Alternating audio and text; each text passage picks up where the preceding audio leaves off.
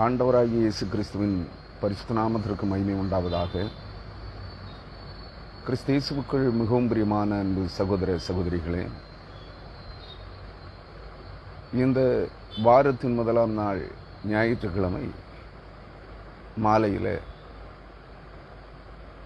மிகவும் அன்பான சகோதர சகோதரிகளே, என முகநூல் நண்பர்களே, முகநூலின் இணை பக்கமாகிய warning torch Christian literature publications என்கிற எரிகிற தீவட்டி கிறிஸ்தவ இலக்கிய வெளியீட்டகம் சார்பாக நான் இந்த நாளுக்குரிய தியான செய்தியை உங்களோடு பகிர்ந்து கொள்ள விரும்புகிறேன். கிறிஸ்துவுக்குள் அருமையானவர்களே, நாம் கடந்த 5 ஞாயிற்றுக்கிழமைகள் பரிசுத்த ஆவியானவருடைய செயல்பாடுகள் அல்லது ஆவியாயிருக்கிற தேவனுடைய செயல்பாடுகள் என்ற தலையங்கத்தின் கீழ் கடந்த ஞாயிறு வரை 5 பகுதிகளை தியானித்திருக்கிறோம். இந்த நாளில் அதே பரிசுத்த ஆவியானவரின் செயல்பாடுகள் அல்லது ஆவியாயிருக்கிற தேவனுடைய செயல்பாடுகள் என்கிற தலையங்கத்தின் கீழ் 6வது தியான செய்தியை இந்த நாளில் நான் உங்களோடு பகிர்ந்து கொள்ள விரும்புகிறேன். கிறிஸ்துவுக்குள் அருமையானவர்களே, நாம் ஆதியாகமத்திலிருந்து அந்த ஆதியாகமம் யாத்ராகமங்களிலிருந்து அந்த இதற்கு முந்தைய 5 செய்திகளை நாம் கற்றுக்கொண்டிருக்கிறோம். இந்த நாளில் கடந்த ஞாயிறன்று மாலையில் பிரசங்கிக்கப்பட்ட தியானிக்கப்பட்ட அந்த பகுதியினுடைய தொடர்ச்சியை யாத்ராகமம் புஸ்தகம் 11, 12 ஆகிய அதிகாரங்களிலிருந்து உங்களோடு பகிர்ந்து கொள்ள விரும்புகிறேன். இந்த செய்தியில் இணைந்து அவைகளை கேட்க விரும்புகிற அன்பு முகநூல் நண்பர்கள், நேரலை செய்தியில கலந்து கொண்டிருக்கிற அனைத்து இறைமக்களாகிய கிறிஸ்தவ விசுவாசிகள் அனைவரையும் நான் ஆண்டவரும் இரட்சகரும் மீட்பருமாயிருக்கிற இயேசு கிறிஸ்துவின் அதிகாரமான நாமத்தில் உங்களை வாழ்த்தி வரவேற்கிறேன். இயேசு கிறிஸ்துவின் சமாதானம் நம் அனைவரோடும் நிறைவாக இன்றும் என்றும் சதா காலங்களிலும் கிறிஸ்துவின் வருகை மட்டும் கிறிஸ்துவோடு நாம் விண்ணுலக வாழ்வை சொந்தமாக்கிக் கொள்ள மறுரூபமாக்கப்பட்டு எடுத்துக்கொள்ளப்படும் மட்டும் நம் அனைவரோடும் நிறைவாக தங்கியிருக்கட்டும் என்று வாழ்த்துகிறேன். அருமையானவர்களே, இந்த நாளுக்குரிய தியான செய்திக்கு ஆயத்தமாக நீங்கள் உங்கள் வேதாகமங்களை எடுத்துக்கொள்ளுங்கள். பரிசுத்த வேதாகமத்தின் 2ஆம் புத்தகம் யாத்ராகமம் 12ஆம் அதிகாரம் 29, 30, 31 ஆகிய 3 வசனங்களை நான் உங்களோடு படிக்க கேளுங்கள். இன்றைய சிந்தனைக்குரிய வேத பகுதிகள் யாத்ராகமம் 12ஆம் அதிகாரம் 29, 30, 31 ஆகிய வசனங்கள். எகிப்தில் தேவனாகிய கர்த்தர், ஆவியாயிருக்கிற பரம்பொருளாகிய தேவன், இஸ்ரவேல் ஜனங்கள் அடிமைப்பட்டிருந்த நாட்களில் அவர்களை மீட்டு விடுதலையாக்கும்படியாக 11 விதமான அற்புதங்களை, அதிசயங்களை எகிப்தின் பார்வோனுக்கும் எகிப்திய ஜனங்களுக்கும் மகா கொடிய வாதைகளாகவும் அடையாளங்களாகவும் தாம் தெரிந்து கொண்டு விடுதலையாக்கப் போகிற, மீட்டு ரட்சிக்கப் போகிற தெரிந்து கொள்ளப்பட்ட தேவ ஜனமாகிய இஸ்ராயேலர்களுக்கு அற்புதங்களாகவும் அடையாளங்களாகவும் அதிசயங்களாகவும் நடப்பித்தார் என்று கண்டோம். அதில் கடந்த ஞாயிறன்று வரை 10 விதமான வாதைகளை, 10 விதமான அடையாளங்களை நாம் சிந்தித்திருக்கிறோம். இன்றைய நாளில் 11வது அடையாளத்தை அல்லது எகிப்தியர்களுக்கான மகா கொடூரமான வாதையை, அதே வேளையில் இஸ்ரவேலர்களுக்கு கர்த்தருடைய பலத்த கரத்தின் அடையாளமாகவும் அது அற்புதமாகவும் அதிசயமாகவும் அவர்களை எகிப்தின் அடிமைத்தனத்தில் விடுதலையாக்குகின்ற அந்த பலத்த செய்கையை கர்த்தர் 11வது அடையாளமாக நடப்பித்து காட்டுகின்றார் என்பதை இன்றைய நாளிலே சிந்திக்க இருக்கிறோம். இன்னும் எகிப்திலிருந்து கடந்து வருகின்ற போது இஸ்ரவேல் ஜனங்களுக்கு அவர் தொடர்ந்து பல அதிசயங்களை எகிப்திலிருந்து விடுதலையாக்கப்பட்டு கடந்து வருகின்ற போது நடப்பித்துக் கொண்டிருக்கிறார். அவைகள் நீங்கள் அறிந்தவைகளே. அவைகளில் ஒன்று, பகலிலே மேகஸ்தம்பத்தினாலும் இரவிலே அக்னி ஸ்தம்பத்தினாலும், பகலின் சூரியனுடைய ஒளியாகிலும் வெயிலாகிலும், இரவிலே சத்துருக்களின் சேனைகளாகிலும் இஸ்ரவேல் ஜனங்களை தீண்டாதபடிக்கு, தொடாதபடிக்கு, அணுகாதபடிக்கு பகலிலே மேகஸ்தம்பத்திலும் இரவிலே அக்னி ஸ்தம்பத்திலும் அவர்களை முன்னும் பின்னும் பாதுகாத்து, மேலும் பாதுகாத்து வழி நடத்தினார். தொடர்ந்து வந்து கொண்டிருந்த பார்வோனையும் அவனுடைய சேனைகளையும் 600 இருப்பு ரதங்களையும் காலால் படைகளையும் ரத சேனைகளையும் யுத்த சேனை அனைத்தையும் செங்கடலின் ஆழத்தில் அழித்தார். அதே வேளையில் இஸ்ரவேலர்களை, தெரிந்து கொள்ளப்பட்ட தேவ ஜனமாகிய இஸ்ரவேல் ஜனங்களை செங்கடலை 2ஆக பிளந்து வெட்டாந்தரையிலே நடந்து போகிறது போல இஸ்ரவேல் ஜனங்களை அக்கறைப்படுத்தினார். பின்தொடர்ந்து வந்த எகிப்தின் ராஜாவாகிய பார்வோனையும் அவனுடைய படை தளபதிகள், படை வீரர்கள், 600 இருப்பு ரதங்கள், அவை சார்ந்த படை வீரர்கள், யுத்த தளவாடங்கள் அனைத்தையும் செங்கடலின் ஆழத்திலேயே அமிழ்த்தி அழித்து போட்டார். ஆக எகிப்தியர்களுக்கு சுமார் 12 விதமான மகா கொடிய வாதைகளை அற்புதங்களாக, அடையாளங்களாக காண்பித்தார். தேவனுடைய ஜனங்களுக்கு அவைகள் அற்புதங்களாகவும் அடையாளங்களாகவும் அதிசயங்களாகவும் தங்களை தெரிந்து கொண்ட தேவனுடைய பலத்த செய்கைகளாகவும் காண்பித்தார். ஆனால் அதே நேரத்தில் தேவ ஜனங்களாகிய இறைமக்களை அடிமைப்படுத்தி இருந்த, கொடூரமாய் அடக்கி ஆண்டு கொண்டிருந்த சத்துருக்களுக்கு மகா கொடிய வாதைகளாகவும் கொடூரமான தண்டனைகளாகவும் தண்டனை தீர்ப்புகளாகவும் அடையாளங்களாகவும் காண்பித்தார்.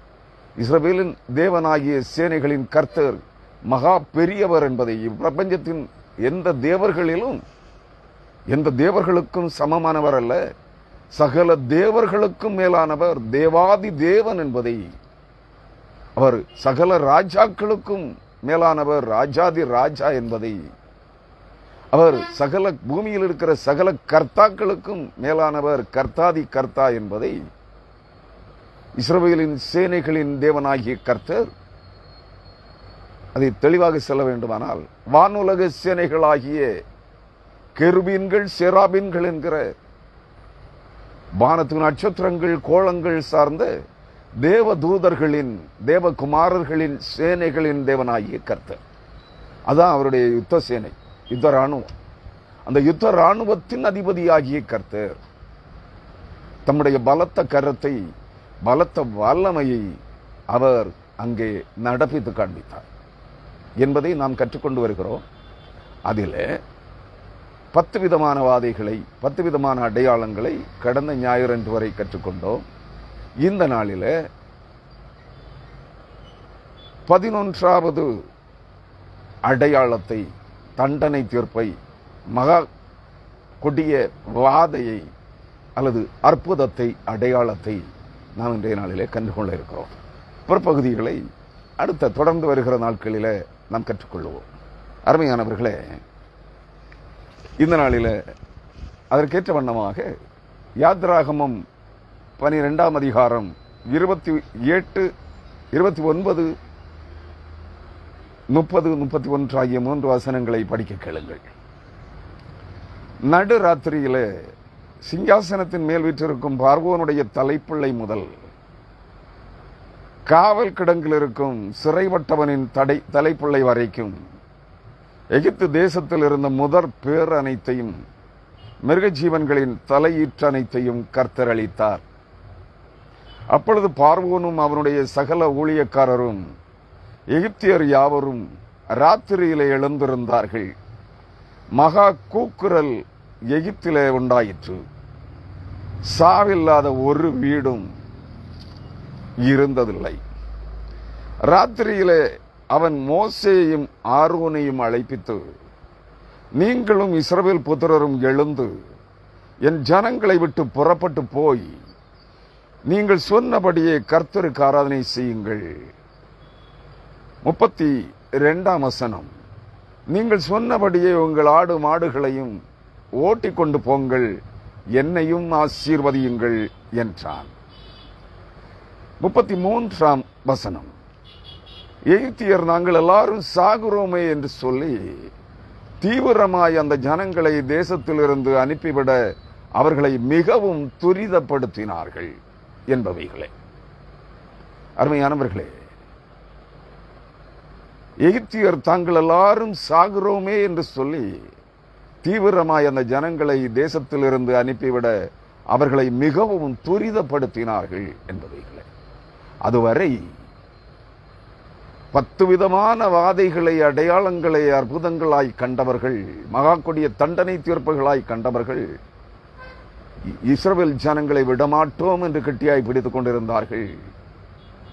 தேவனுக்கு அடங்க மாட்டோம் என்று எதிர்த்து நின்றார்கள். ஆனால் 11வது கொடூரமான வாதை, தண்டனை தீர்ப்பு இறங்கிய போதோ, நீங்கள் போய்விட்டால் போதுமானது, ஓடிவிடுங்கள், எங்களையும் ஆசீர்வதித்து விட்டு செல்லுங்கள் என்று அவர்களை துரிதப்படுத்துகின்ற, மிக விரைவாக, எவ்வளவு விரைவாக செல்ல வேண்டுமோ அவ்வளவு விரைவாக கடந்து சென்று விடுங்கள் என்று கட்டளையிடுகிறான். அதே பார்வோன் மோசேயினிடத்திலே சொன்னான், ஏற்கனவே சொல்லியிருந்தான். என்ன? அந்த வசனத்தை நான் உங்களுக்கு சுட்டி காட்டுகிறேன். யாத்ராகமம் 10ஆம் அதிகாரம் 28ஆம் வசனத்திலே ஒரு வார்த்தையை சொல்லியிருந்தான், ஒரு கட்டளை பிறப்பித்திருந்தான் எகிப்தின் ராஜாவாகிய பார்வோன். அது என்ன என்பதை நாம் அறிந்து கொள்வோம். பார்வோன் அவனை நோக்கி, அதாவது மோசேயை நோக்கி, என்னை விட்டு அப்பாலே போ, நீ இனி என் முகத்தை காணாதபடி எச்சரிக்கையாயிரு, நீ இனி என் முகத்தை காணும் நாளிலே சாவாய் என்றார். நன்றாக புரிந்து கொள்ளுங்கள், நினைவில் வைத்துக் கொள்ளுங்கள். நீ இனி என் முகத்தை காணும் நாளிலே சாகவே சாவாய் என்றான். அதே பார்வோன் இங்கே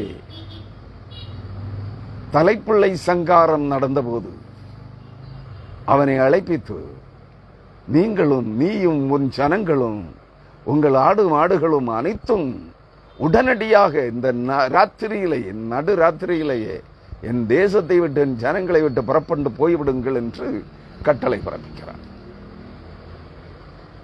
எப்படி பாருங்கள், இன்றும் இந்த உலகம், இந்த உலகத்தை ஆளுகிறவர்கள், அதிலும் விசேஷமாக இந்திய தேசத்தை ஆளுகிறவர்கள் தேவனுடைய ஜனங்களை, ஆபிரகாமின் சந்ததியாரை, அபிராமின் சந்ததியாரை அல்ல. நன்றாக நீங்கள் நினைவில் வைத்துக் கொள்ள வேண்டும். இந்த தேசத்தை ஆளுகை செய்கிற அதிபதிகள் யார்? அபிராமின் சந்ததிகள். அபிராமுக்கு கேத்தூரால் பெற்ற மக்களின் சந்ததிகளை சார்ந்தவர்கள் அபிராமின் சந்ததியினர். அபிராம் பிராமணன், பிராமணனாக இருந்தபோது அவனுடைய மனைவியாகிய கேத்தூரால், வைப்பாட்டி, அவளுக்கு பிறந்த பிள்ளைகள் மீதியானியர், மேதான், மீதியான், எட்சான், சிம்ரான், இஸ்வாகு இன்னும் ஒருவன். ஆக 6 பேருடைய சந்ததிகள் தங்களை ஆரியர்கள் என்று அழைத்துக் கொண்டு, அதாவது ஆரிய பிராமணர்கள், ஏப்ராம் ஒரு பிராமணனுடைய சந்ததிகள் என்று தங்களை சொல்லிக் கொள்கிறார்கள். அந்த ஜனங்கள் இந்த உலக ஜனங்களை ஆட்டி படைத்துக் கொண்டிருக்கிறார்கள். உலகத்தின் அத்தனை நாட்டின் ஜனங்களையும் அந்தந்த தேசங்களிலே ஆட்டி படைத்துக் கொண்டிருக்கிறார்கள். அந்த ஜனங்களில் அந்த ஏப்ராம் என்று சொல்லப்படுகின்ற அந்த ஏப்ராமின் மனைவி 3வது மனைவி, அதாவது கேத்தூராள், வேலைக்காரி, அவளுக்கு பிறந்த பிள்ளைகளின் கூட்டம் தங்களை எபிராமின் சந்ததியினர், பிராமணர்கள், ஆரியர்கள் என்று சொல்லிக்கொண்டு இந்திய தேசத்தை அடக்கி ஆளுகிறார்கள். மற்ற ஜனங்களை ஒழித்து கட்ட கங்கணம் கட்டுகிறார்கள், அழித்து போட கங்கணம் கட்டுகிறார்கள். நேற்றைய தினத்தில் என்ன நினைக்கிறேன், பிரிட்டிஷ் இங்கிலாந்து தேசமெங்கும் ஒரு பெரிய ஒளிபரப்பு நடந்திருக்கிறது. இந்தியாவிலே மோடி தலைமையின் கீழான RSS பிஜேபி ஆட்சி மிகப்பெரிய ஒரு இனப்படுகொலையை அரங்கேற்ற போகிறது என்று. எனது ஒரு பெரிய ஜெனோசைடு, ஜாதிய இனப்படுகொலையை நடைமுறைப்படுத்த போகிறது மோடி அரசாங்கம் என்று ஊடகங்களிலே வந்திருக்கிறது. நேற்றைய தினத்திலே இங்கிலாந்து தேசத்தின் அனைத்து பகுதிகளிலும் திரையிடப்பட்டிருக்கிற ஒரு சம்பவம். இந்திய தேசத்திலே ஒரு மிகப்பெரிய இனப்படுகொலை நடைமுறைக்கு ஆயத்தப்படுத்தப்பட்டுக் கொண்டிருக்கிறது என்று நீங்கள் நன்றாக புரிந்து கொள்ள வேண்டும். அருமையானவர்களே, இந்திய தேசத்தில் இருக்கிற கள்ள தீர்க்கதரிசிகள் அனைவரும் சொல்லுகிறார்கள், அந்தி கிறிஸ்துவின் ஆளுகை ரோமாபுரியிலே வரும், அந்தி கிறிஸ்துவின் ஆளுகை யூரோப்பியன் எக்கனாமிக் கவுன்சிலே வரும், ஐரோப்பிய ஐக்கிய நாடுகளின் விற்பனை சந்தைதான் அந்தி கிறிஸ்துவின் ஆளுகை என்று சொல்கிறது. உங்களை முட்டாளாக்கி கொண்டிருக்கிறார்கள். இந்திய ஜனங்களை, இந்திய கிறிஸ்தவர்களை மூளைச்சலவை செய்து கொண்டிருக்கிறார்கள். அயோக்கியர்களான கிறிஸ்தவ தீர்க்கதரிசிகளும் அப்போஸ்தலர்களும் என்பதை நினைவில் வைத்துக் கொள்ளுங்கள். நான் பல ஆண்டுகளாக எச்சரித்துக் கொண்டிருக்கிறேன். இந்திய தேசமே இந்த பூமியிலே கடைசியிலே எழும்ப போகிற இன்னும் 7 அல்லது 8 ஆண்டுகளுக்கும் பின்பு சுமார் 2030ஆம் ஆண்டிலே தோன்ற போகிற வெளிப்படுத்தின விசேஷம் 17ஆம் அதிகாரம் 9 முதல் 11 வரையான வசனங்களின்படியான வேதாகம வசனப்படியான அந்தி கிறிஸ்துவின் ராஜ்யம் 7லிருந்து 8ஆம் அவன் தோன்றுவான் என்று சொல்லுகிற அந்த 8வது சாம்ராஜ்யம் 7 ஆண்டுகள் இந்த பூமியை அடக்கி ஆளப் போகிற, அடக்கி ஒடுக்கி அழிக்க போகிற ஒரு சாம்ராஜ்யம் இந்தியா என்று இன்றைய உங்கள் தீர்க்கதரிசிகள், உங்கள் அப்போஸ்தலர்கள் ஏற்றுக்கொள்ளவில்லை. ஆனால் அவர்கள் சொல்லுகிறார்கள், ரஷ்யா 7ஆம் சாம்ராஜ்யமாக வரும். அது எப்போ வந்து முடிஞ்சு போச்சுங்க. 7வது சாம்ராஜ்யம் 1994ஆம் ஆண்டுக்கு முன்பே ஒளிந்து விட்டது. இரும்பு திரை நாடாகிய USSR, அதுதான் 7ஆம் சாம்ராஜ்யம். பனிக்கரடியை அடையாளமாய் கொண்ட ராஜ்யம் 13 துண்டுகளாய் உடைந்து நொறுங்கி போயிற்று. அதை ஏற்க மறுக்கிறார்கள். ஆனால் 7 மலைகளின் குன்றுகளின் மேல் இருக்கிற ரோம சாம்ராஜ்யம் தான் என்னவாக வருமா? அந்தி கிறிஸ்து ராஜ்யமா எழும்புமா? இல்லைங்க, ஒரு காலம் இல்லை. அசீரியர்களும் ஆரியர்களும் கூடி கலந்த ஒரு கூட்டம் ஜனம் சகல மேலை நாடுகள், அதாவது Egypt, Assyria, Babylonia, Media, Persia, Greek, Rome முதலான முதல் 5 சாம்ராஜ்யங்களை சார்ந்த சகல மக்களினங்களும் குடியேறி இருக்கிற நாடு இந்தியா. அந்த இந்தியாவிலே அந்த மேற்கண்ட 5 சாதிகளை சார்ந்த 5 தேசங்களை சார்ந்த ஜனங்கள் இந்தியாவிலே இன்றைக்கு ஆட்சி கட்டலில் இருக்கிறார்கள். அதுதான் பிஜேபி ஆட்சி. அதுதான் 2022ஆம் ஆண்டிலே நாங்கள் உலகத்தின் குருவாக மாறுவோம் என்றார்கள். பிற்பாடு சொன்னார்கள் 2022ஆம் ஆண்டிலே இந்தியாவில் இருக்கிற இஸ்லாமியர்களையும் கிறிஸ்தவர்களையும் பூண்டோடு ஒழிப்போம், அழித்து விடுவோம், விரட்டி அடிப்போம் என்றார்கள். இப்பொழுது சொல்லுகிறார்கள் 2028 என்றார்கள். இப்பொழுதும் அதையும் மாற்றிவிட்டார்கள். 2030ஆம் ஆண்டு முதல் 2037ஆம் ஆண்டு என்று சொல்கிறார்கள். நான் இவைகளை 20-22 ஆண்டுகளுக்கு முன்பே எழுதி புத்தகங்களிலே வெளியிட்டேன். இன்றும் சொல்லுகிறேன்.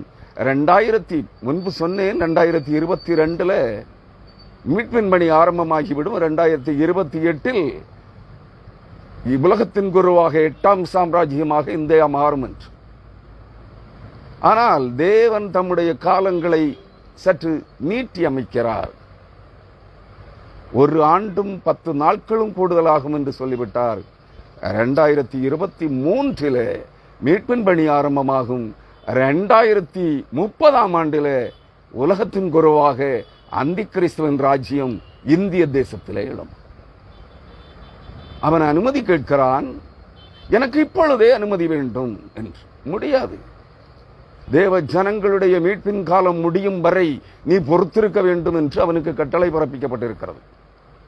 ஆனால் அதையும் முந்திக் கொண்டு அவன் என்ன செய்கிறான் தெரியுமா? சகல ஜாதிகளையும் அழித்து ஒழிப்பதையே முடிவாக கொண்டு கங்கணம் கட்டி கொண்டிருக்கிறான். அதான் இங்கிலாந்து தேசம் எங்கும் நேற்றைக்கு ஒளிபரப்பப்பட்டிருக்கிற செய்தி இதுதான். ஒளிபரப்பப்பட்டதல்ல, ஒலி காட்சியாக ஒளிபரப்பப்பட்டிருக்கிறது. இந்தியாவிலே பிஜேபி கவர்மெண்ட், மோடி அரசாங்கம் ஒரு மிகப்பெரிய இனப்படுகொலையை நடைமுறைப்படுத்த போகிறது வரும் நாட்களிலே என்று. அருமையானவர்களே, தேவனை அறிந்திருக்கிறோம், பரிசுத்த ஆவியானவரால் நிரம்பி வழிகிறோம் என்று சொல்லுகிற இந்த புறம்போக்கு தீர்க்கதரிசிகள், இந்த புறம்போக்கு அப்போஸ்தலர்கள், இன்றைய கிறிஸ்தவம் ரோமாபுரியிலே அந்தி கிறிஸ்து தோன்றுவான் என்கிறார்கள். அருமையானவர்களே, இல்லை, ஒரு காலம் இல்லை. ஏசாயா 10ஆம் அதிகாரம் 12ஆம் 14ஆம் அதிகாரங்களிலே படியுங்கள். அசீரியனுடைய கையில் இருக்கிறது என்னுடைய சினத்தின் கோலாகிய தண்டாயுதம். அவன் அதை மறந்து விட்டான். தேவன் அவனுக்கு கட்டளை கொடுத்திருக்கிறார். அவன் கையில் இருக்கிறது என் கோபத்தின் கோலாகிய தண்டாயுதம் என்கிறார். ஆனால் தேவன் பூமியின் மக்களினங்களை அழிப்பதற்கு அவனுக்கு அதிகாரம் கொடுத்திருக்கிறார். அவன் என்ன செய்கிறான்? எல்லா ஜாதிகளையும் அழிப்பதற்கு நானே கடவுள் என்று சொல்ல தொடங்குகிறான். உங்கள் புறம்போக்கு தீர்க்கதரிசிகளுக்கு இது புரியல. இந்தியாவின் ஆரிய சீரியர்களில் இருந்து தான் அவன் தோன்றுவான் என்பது புரியவில்லை. ஏசாயா 9ஆம் அதிகாரம் 14ஆம் வசனம் சொல்கிறது. 15ஆம் வசனம், மூப்பனும் கனம் பொருந்தினவனுமே தலை, பொய் போதகம் தண்ணுகிற தீர்க்கதரிசியே வால். 2 இங்கதாங்க இருக்கு. அந்தி கிறிஸ்து ஆக தோன்ற போகிறவன் இந்த தேசத்தின் அதிபதியாக தன்னை காட்டிக் கொண்டிருப்பவன் தான். உலகத்தின் குருவாக தன்னை மாற்றப் போகிறவன் தான். அவனை நீங்கள் நம்பிக்கொண்டிருக்கிற ஒரு கள்ளத்தீர்க்கதரிசி, பிரபல கள்ளத்தீர்க்கதரிசி சொல்ல போகிறான். பலிசர்ப்பத்தின் வாளாகி அவன் சொல்லுவான், இவன் தான் கிறிஸ்து, நீங்கள் தேடிக்கொண்டிருக்கிற மேசியா என்று சொல்ல போகிறான். அருமையானவர்களே, அவன் தன்னை கிறிஸ்துவாகவும் போப்பாண்டவராகவும் காண்பிக்கப் போகிறான் என்று கூடுமானால் அவன் 2022ஆம் ஆண்டை காண்பித்திருப்பான், அல்லது இந்த ஆண்டிலே காண்பித்திருப்பான். நடக்காது. அனுமதி கொடுக்கப்படவில்லை. 2030ஆம் ஆண்டிலே அவன் நிச்சயமாக சொல்லுவான், நான் தான் கிறிஸ்தவர்களின் பாதுகாவலனாகிய போர்ப்பாண்டவர் என்று சொல்லுவான். அவன் சொல்லுவான், நான் தான் நீங்கள் தேடிக்கொண்டிருக்கிற கிறிஸ்து, நீங்கள் எதிர்பார்த்திருக்கிற கிறிஸ்து என்று. அதை உங்கள் கள்ள தீர்க்கதரிசிகள் வழிமொழிவார்கள், ஆம் அவன் தான் கிறிஸ்து, அவர்தான் மேசியா என்று. அருமையானவர்களே, இந்த புறம்போக்கு தீர்க்கதரிசிகளை நம்பிக்கொண்டிருக்கிறீர்கள். உங்கள் நிலை என்ன ஆகப் போகிறதோ எனக்கு தெரியாது. அவன் அனைவரையும் ஒழித்து கட்டுவதையே கங்கணமாக கட்டி கொண்டிருக்கிறான். நன்றாக நினைவில் வைத்துக் கொள்ளுங்கள். அரசியல்வாதிகளுக்கு தெரிந்த உண்மை கூட இன்றைய கிறிஸ்தவ தீர்க்கதரிசிகள் கள்ள ஊழியக்கார பயல்களுக்கு தெரியல. தாங்கள் கொள்ளையடித்து சம்பாதித்து வைத்திருக்கிற காணிக்கை படம் ஒரு வீடை பிடுங்கப்பட்டு விடுமோ என்று அவனுக்கு ஜால்ரா போட்டுட்டு இருக்காங்க. நன்றாக புரிந்து கொள்ளுங்கள் அருமையானவர்களே. ஆகவே நான் உங்களுக்கு சொல்லுகிறேன், ஏன் இந்த இடத்துல அதை சுட்டிக்காட்ட வந்தேன்னா, அன்று எகிப்தியர்கள் இஸ்ரவேல் ஜனங்களை 430 ஆண்டுகளாய் அடக்கி ஒடுக்கினார்கள். தேவன்தான் இஸ்ரவேல் ஜனங்களை எகிப்திலே ஆபிரகாமுக்கு சொன்னார், யார் இவர்கள் இஸ்ரவேலர்கள்? நீங்களும் நான் யாருடைய பரம்பரையை சார்ந்தவர்கள்? ஆபிரகாமின் சந்ததியை சார்ந்தவர்கள். அவர்கள் யார்? நம்முடைய சத்துருக்கள் யார்? அபிராமின் சந்ததியை சார்ந்தவர்கள். பிராமின் தங்களை பிராமணர்கள் என்று அழைத்துக் கொள்ளுகிறார்கள். ஆனால் நாம் ஆபிரகாமின் சந்ததியார். ஆபிரகாமின் சந்ததியாரை அழித்து ஒழிப்பதே அவர்களுடைய நோக்கமாக இருக்கிறது. அது இஸ்லாமியர்களாகட்டும், இஸ்லாமியர்களும் ஆபிரகாமுக்கு ஆகார் என்கிற அடிமை பெண் பெற்ற பிள்ளைகளே. ஆபிரகாமுக்கு, அபிராமுக்கு அல்ல, ஆபிரகாமுக்கு ஆகார் பெற்ற குமாரன் இஸ்மவேலின் சந்ததியாரே. அப்படியானால் இஸ்ரவேலர்களும் ஆபிரகாமுக்கு சாராள் பெற்ற ஈசாக்கின் வழிமரபினர். நன்றாக நீங்கள் நினைவில் வைத்துக் கொள்ள வேண்டும். அவர்களோடு கூடி கலந்திருக்கிற கானானியர்கள். இந்த கானானியர்கள் 2 பக்கத்திலே நிற்பாங்க. அதாவது திராவிடர்கள் என்று தங்களை அழைத்துக் கொள்ளுகிறவர்கள். திருவிடமாகிய தேவனுடைய திரு பாதப்படியாகிய திருவிடமாகிய எருசலேமிலிருந்து, கானானிலிருந்து துரத்தப்பட்ட ஒரு கூட்டம் ஜனம் கானானியர்கள். 8 ஜாதி, 8 அல்ல 9 ஜாதிகள். அந்த 9 ஜாதிகளில் கிபியோனியர்கள் தேவரடியார் கூட்டம், கோவிலடிமை கூட்டம் அந்த ஆரிய பிராமணர்களோடு கைகோர்த்து நிற்கிறது.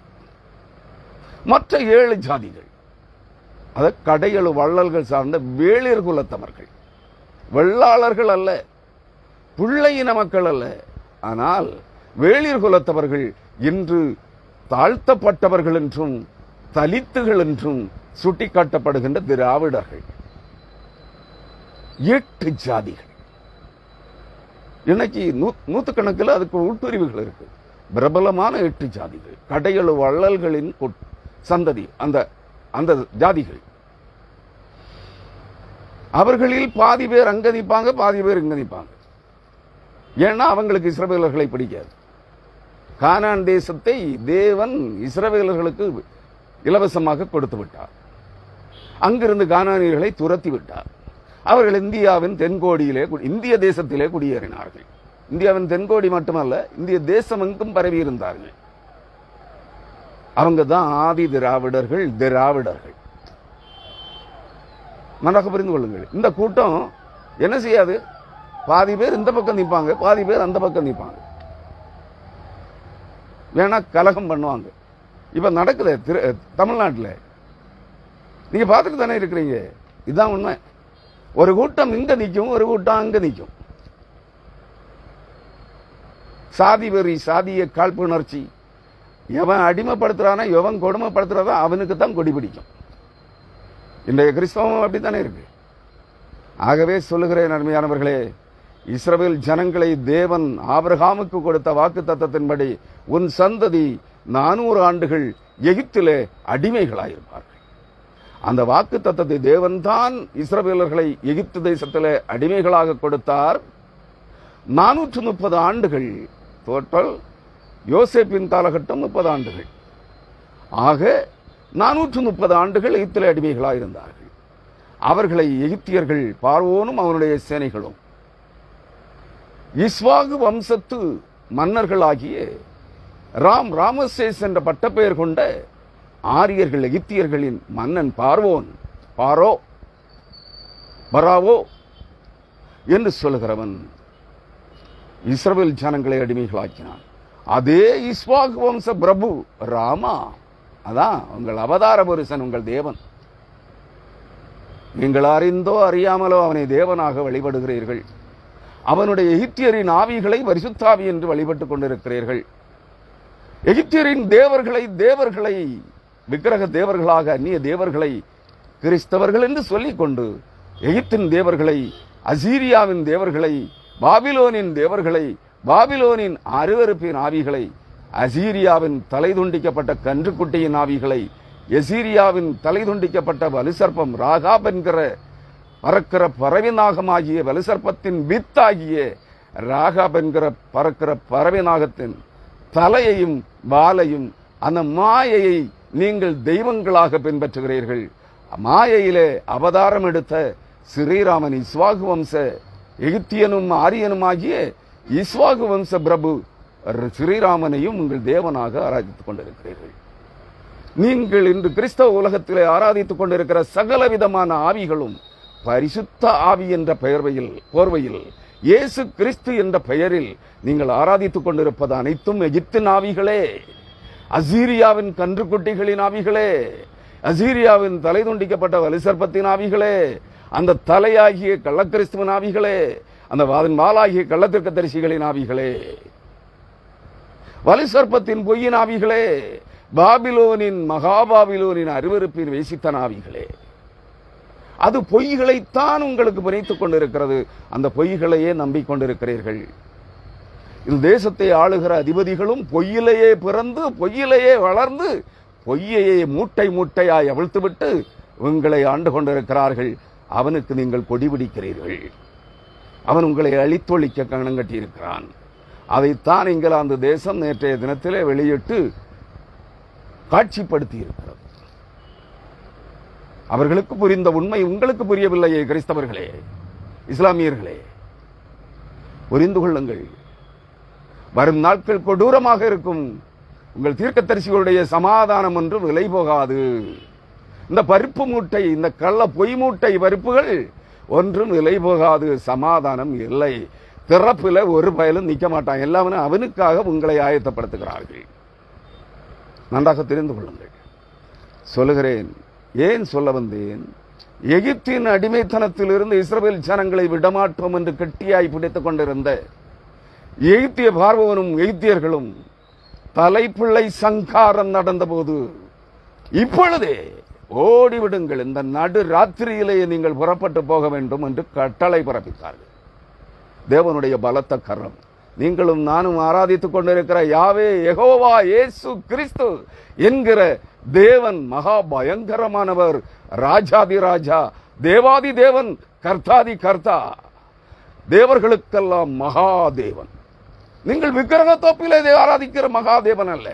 அந்த மகாதேவன் தேவனுக்கு சமமாக, தேவனுக்கு முன்பாக நிற்கும்படியாக தேவனால் சிருஷ்டிக்கப்பட்டவன். தேவன் எப்படி பட்சிக்கிற அக்னியா இருக்கிறாரோ அதுபோல அவனுடைய முகமும் பட்சிக்கிற அக்னியா இருக்கும். அதான் நெற்றிக்கண்ணையுடைய சிவபெருமான். அந்த மகாதேவன் அல்ல அழிக்கப் போகிறவர். அழிக்கப் போகிறவர் ராஜாதி ராஜா, தேவாதி தேவன், கர்த்தாதி கர்த்தா, தேவர்களுக்கெல்லாம் மகாதேவன். அந்த மகாதேவனாகி யாவே யெகோவா என்கிற நாமமுள்ள இயேசு கிறிஸ்து பட்சிக்கிற அக்னியாய், பட்சிக்கிற அக்னியான ஆவியானவராகிய தேவனாய் வரப்போகிறார். அவர் வரும் நாளை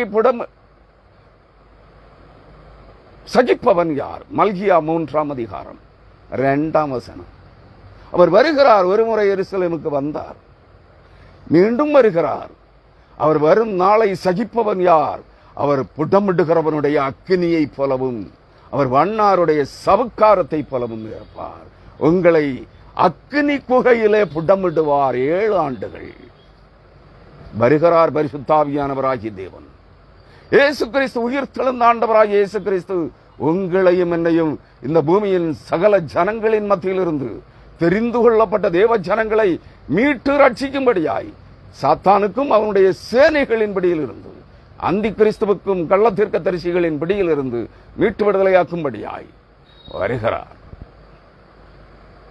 எகிப்திலே என்ன சம்பவித்ததோ அது அனைத்தும் அவர் வரும் நாளிலே சம்பவிக்கும். நான் உங்களிடத்தில் கேட்கிறேன், இந்த எகிப்தின் வாதைகள் 10 வாதைகள் என்று சொல்லுவார்கள். நானும் அப்படித்தான் சிறு வயதிலே கேட்டேன், படித்தேன்.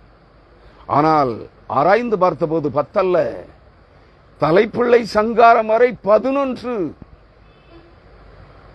11வது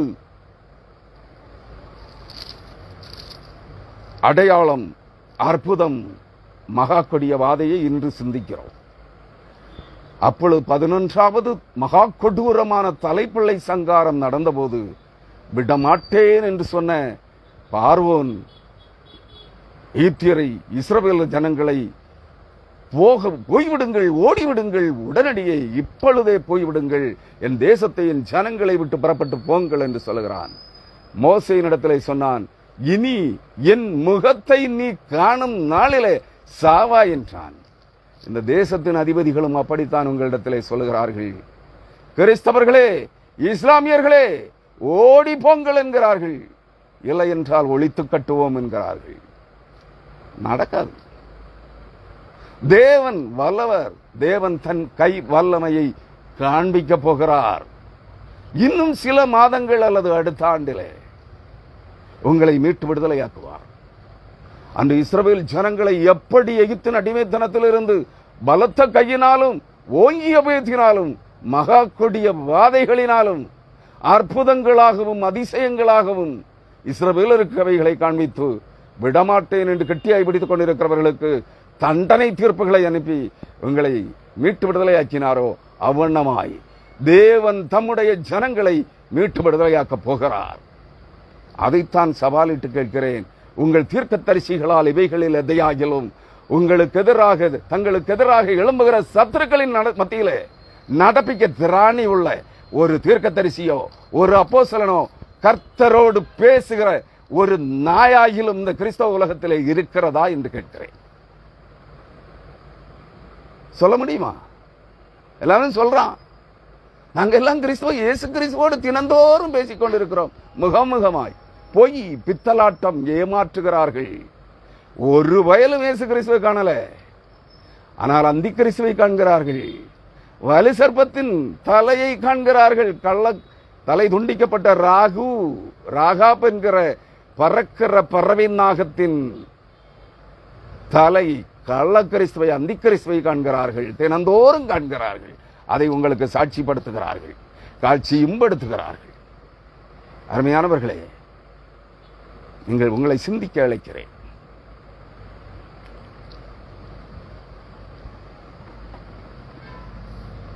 உண்மையாக நீங்கள் நம்பிக்கொண்டிருக்கிற தமிழ்நாட்டின், இந்திய தேசத்தின், உலகத்தின் தீர்க்கதரிசிகள் தினந்தோறும் கிறிஸ்துவை சந்திக்கிற, தினந்தோறும் பரலோகத்திற்கு போய் வருகிற இந்த புறம்போக்கு தீர்க்கதரிசிகள் எவனாகிலும் தேவனை சந்தித்ததுண்டானால் கிறிஸ்தவர்களையும் இஸ்லாமியர்களையும் அழித்து ஒழிப்போம், தலித்துகளை அழிப்போம், இந்திய தேசத்தின் 60% குடிமக்களை அழித்து ஒழித்து விடுவோம் என்று சொல்லுகிற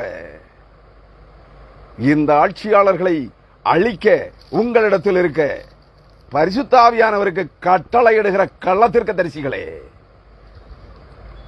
உங்கள் ஆவியின் தலைவன், நீங்கள் நம்புகிற அந்த கிறிஸ்து, நீங்கள் காண்கிற, சந்திக்கிற, பேசுகிற, நீங்கள் கட்டளையிடுகிற உங்கள் ஆவிக்கு, ஆவியானவருக்கு கட்டளையிட்டு இந்த தேசத்தை ஆளுகிற இந்த துன்மார்க்க அதிபதிகளுக்கு உனக்கு குறிக்கப்பட்ட நாள் வந்து விட்டது, அழிக்க போகிறோம் உங்களை என்று சொல்லுங்க பாப்போம். பரிசுத்த ஆவியானவர் இவர்களிடத்தில் இருந்தால் எகிப்திலே நடப்பிக்கப்பட்ட மகா கொடிய வாதைகளை இவர்களுக்கு விரோதமாக இந்திய தேசத்தை ஆண்டு கிறிஸ்தவர்களையும் இஸ்லாமியர்களையும் தலித்துகளையும் பட்டியலினத்து மக்களையும் அழித்து ஒழிக்க, அடக்கி ஒடுக்க நினைக்கிற இந்த புறம்போக்குகளை மகா கொடிய வாதைகளால் அவர்களுக்கு தண்டனை தீர்ப்பை இறங்க செய்யுங்க பார்ப்போம். முடியாதுங்க. எல்லா பயலும் அந்தி கிறிஸ்துவின் ஆளுகளே, உங்கள் தீர்க்கதரிசிகளும் அப்போஸ்தலர்களும் அனைவரும் அந்தி கிறிஸ்துவின் ஆட்கள் கைக்கூலிகளே என்று சொல்ல விரும்புகிறேன். நான் செய்திக்குள்ளே வரப்போகிறேன். அருமையானவர்களே, நன்றாக நினைவில் கேட்டுக்கொள்ளுங்கள்.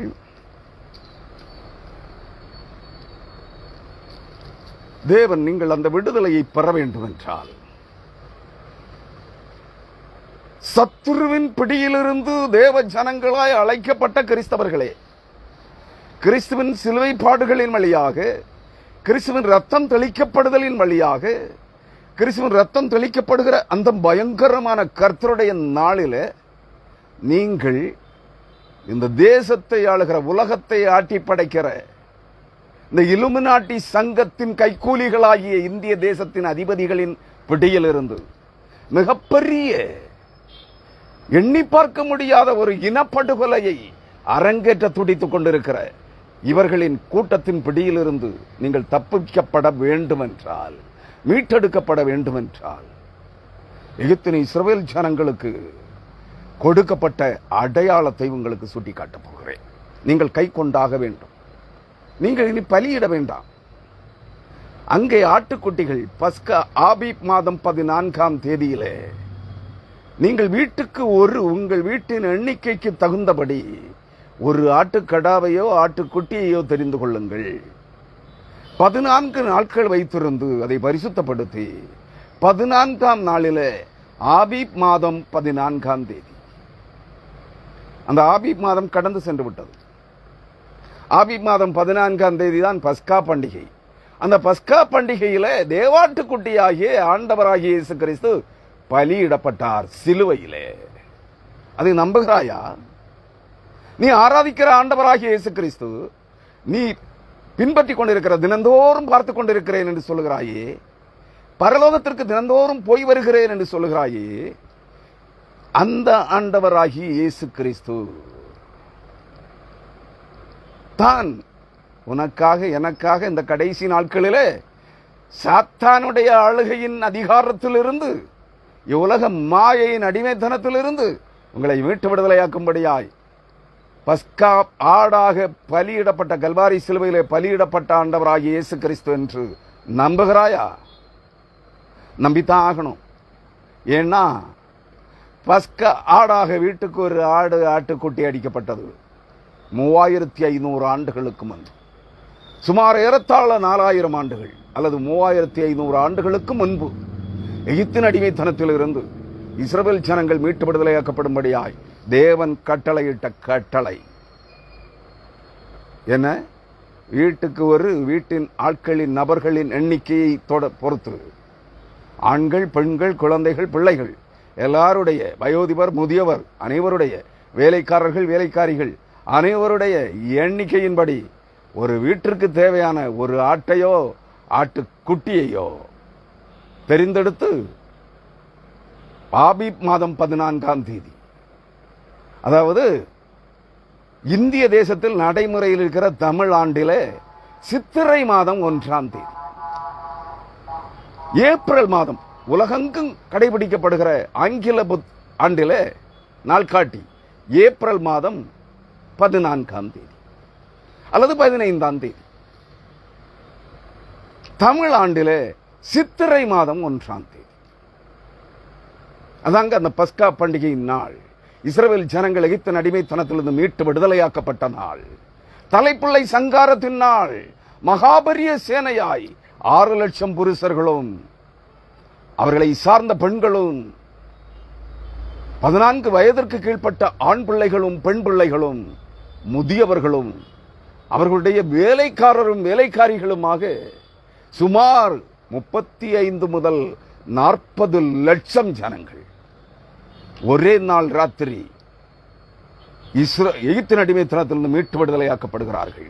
அவர்களுடைய ஆடுகள், மாடுகள், கழுதைகள், ஒட்டகங்கள் அனைத்தும் மீட்டு விடுதலையாக்கப்படுகிறது. அதற்கு பலியிடப்பட்டது ஒரு ஆட்டுக்குட்டி. இன்று உங்கள் இந்த பூமியின் ஜனங்களுடைய மீட்பு சிலுவைநாதராகிய இயேசு கிறிஸ்து, தேவாட்டுக்குட்டியாகிய இயேசு கிறிஸ்து கல்வாரி சிலுவையிலே 2022 ஆண்டுகளுக்கு முன்பாக சிந்தின ரத்தம் மட்டுமே உங்களை விடுதலையாக்கும். சத்ருவின் கைக்கு நீங்களாக்கி தப்புவிக்கும். அவன் உங்களை அழித்து அழிக்கும் முன்பு அவனையும் அவனுடைய கூட்டத்தையும் அழிப்பதற்கு இயேசு கிறிஸ்துவின் ரத்தம் மட்டுமே சொந்தமாகும்.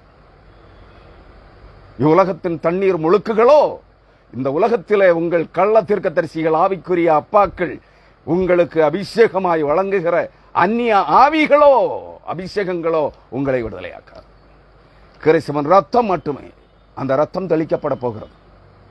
அந்த ரத்தம் என்று தெளிக்கப்படுகிறதோ அன்று கடைசி கால 7 ஆண்டு கால விடுதலை பணி, மகா பெரிய ரட்சிப்பின் பணி, விடுதலை ஆரம்பமாகும்.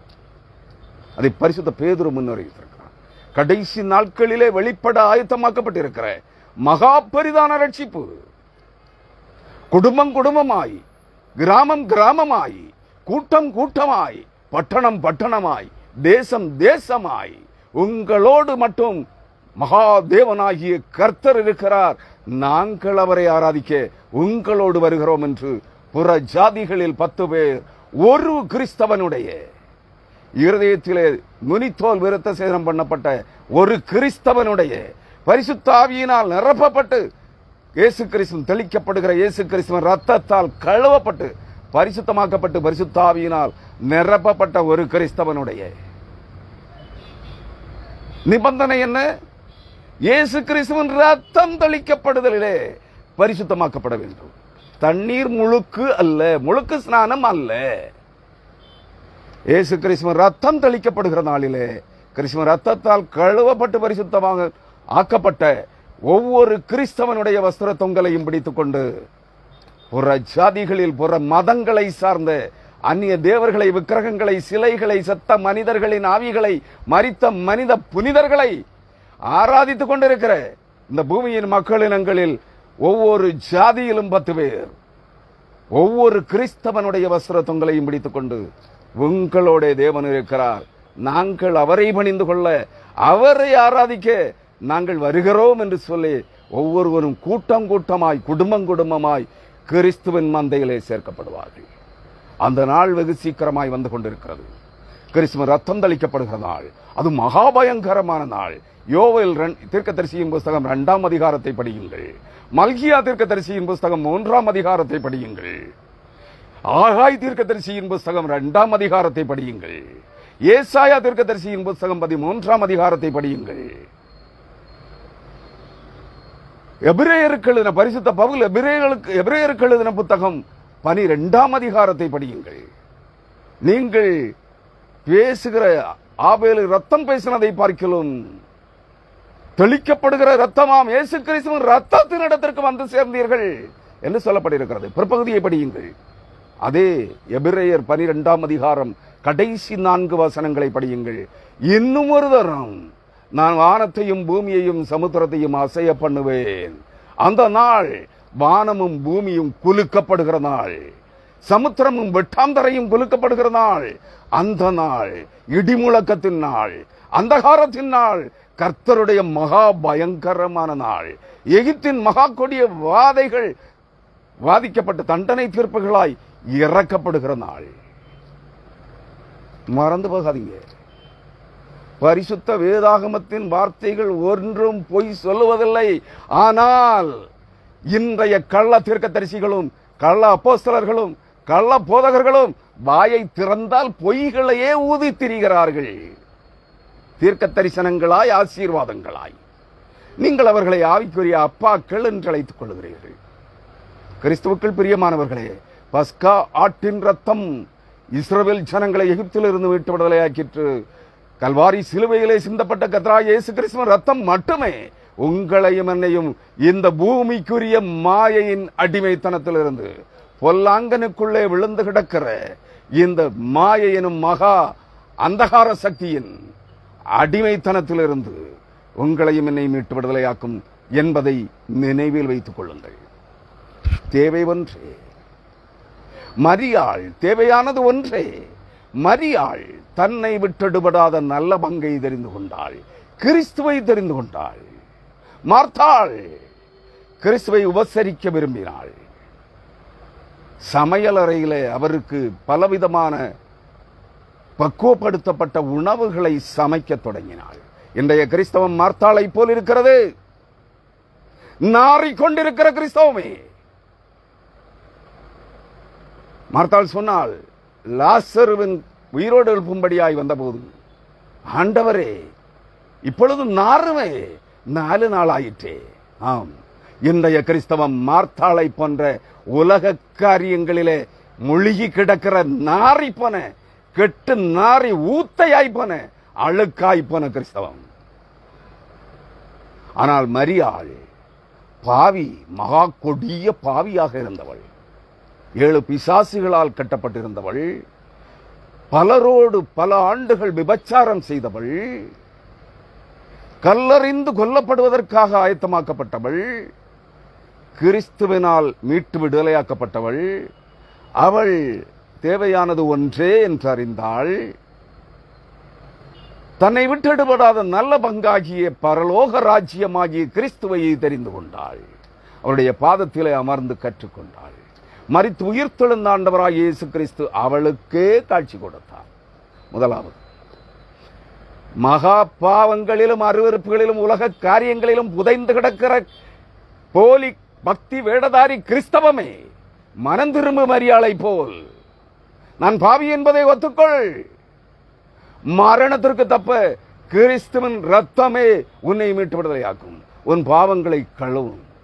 பாவத்தின் பரிகாரம் பஸ்கா ஆடாக கல்வாரி சிலுவையிலே அடிக்கப்பட்ட தேவாட்டுக்குட்டியாகிய இயேசு கிறிஸ்துவின் ரத்தமே. இவ்வுலகத்தின் தண்ணீர் முழுக்குகள் அல்ல, முழுக்கு ஸ்நானங்கள் அல்ல என்பதை ஆணித்தரமாக உங்களோடு சொல்ல விரும்புகிறேன். பெரும்பான்மையான கிறிஸ்தவத்திற்கு எதிரான செய்தி இது. இந்த உலகத்தில் இருக்கிற பெரும்பான்மையான கிறிஸ்தவத்திற்கு எதிரான செய்தியை உங்களோடு பகிர்ந்து கொண்டிருக்கிறேன் பகிரங்கமாக. விருப்பம் இருந்தால் கேளுங்கள். உங்கள் ஆவி, ஆத்துமா, சரீரம் மீட்டு விடுதலையாக்கப்பட்டு பரிசுத்தமாக்கப்பட்டு தேவ ஜனமாய் விடுதலை பெற வேண்டும் என்று நீங்கள் விரும்பினால் நிபந்தனை ஒன்றே, இயேசு கிறிஸ்துவின் ரத்தம். அதை விட்டுவிட்டீர்கள் என்றால், அதை புறக்கணித்து தள்ளுவீர்கள் என்றால், அந்த கிறிஸ்துவின் சேனைகளோடு ஐக்கியமாகி அழிவில் அழிந்து போக வேண்டியதுதான். அந்த கிறிஸ்துவையும் அவன் கூட்டத்தையும் வலு சர்ப்பத்தையும் அவன் சேனைகளையும் கர்த்தர் தம்முடைய வாயின் பட்டயத்தினால், வாயிலிருந்து புறப்படுகிற அக்னி ஜுவாலையால் சுட்டரிப்பார், சர்வ சங்காரம் செய்வார். அதை புரிந்து கொள்ளுங்கள். அவர்தான் பட்சிக்கிற அக்னியாயிருக்கிற தேவன். அந்த பணியை நடப்பிக்க வருகிறவனும் அவருக்கு முன்பாக நிற்கத்தக்கவனே. அவரை போல் இருப்பவன் தான் வருவான். அவனை நீங்கள் விக்கிரகங்களிலே வழிபடுகிறீர்கள், லிங்கங்களிலே வழிபடுகிறீர்கள், சிலைகளிலே வழிபடுகிறீர்கள், விக்கிரக தோப்புகளிலே வழிபடுகிறீர்கள். இல்லை, அவன் சிலைகளில் வழிபடப்படுகிறவனாக வரமாட்டான். அவனும் தேவனாலே மீட்டு ரட்சிக்கப்பட்டவனாய், புதிய மனுஷனாய், கிறிஸ்துவை தரித்துக் கொண்டவனாய், பட்சிக்கிற அக்னி ஜுவாலையை, பரிசுத்த ஆவியானவராகிய பட்சிக்கிற அக்னி ஜுவாலைக்கு ஒப்பானவராயிருக்கிற பரிசுத்த ஆவியானவரால் நிரப்பப்பட்டவனாய் வருவான். அவன் தான் வருவான். ஆனா அவன் தேவனாக வரமாட்டான். நீங்கள் சொல்லுகிறபடி மகா தேவனாக வரமாட்டான். அவன் தான் மகா சர்வவல்லமும் தேவாதி தேவனும் தேவர்களுக்கும் எல்லாம் மகாதேவனுமாயிருக்கிற இயேசு கிறிஸ்துவின் பெயரால் அவரை தரித்துக் கொண்டவனாய் வருவான். அவன் தான் அழிக்க போறான். புரிந்து கொண்டால் சரி. அருமையானவர்களே, இங்கே ஒரு நிமிடம் பொறுத்துக் கொள்ளுங்கள்.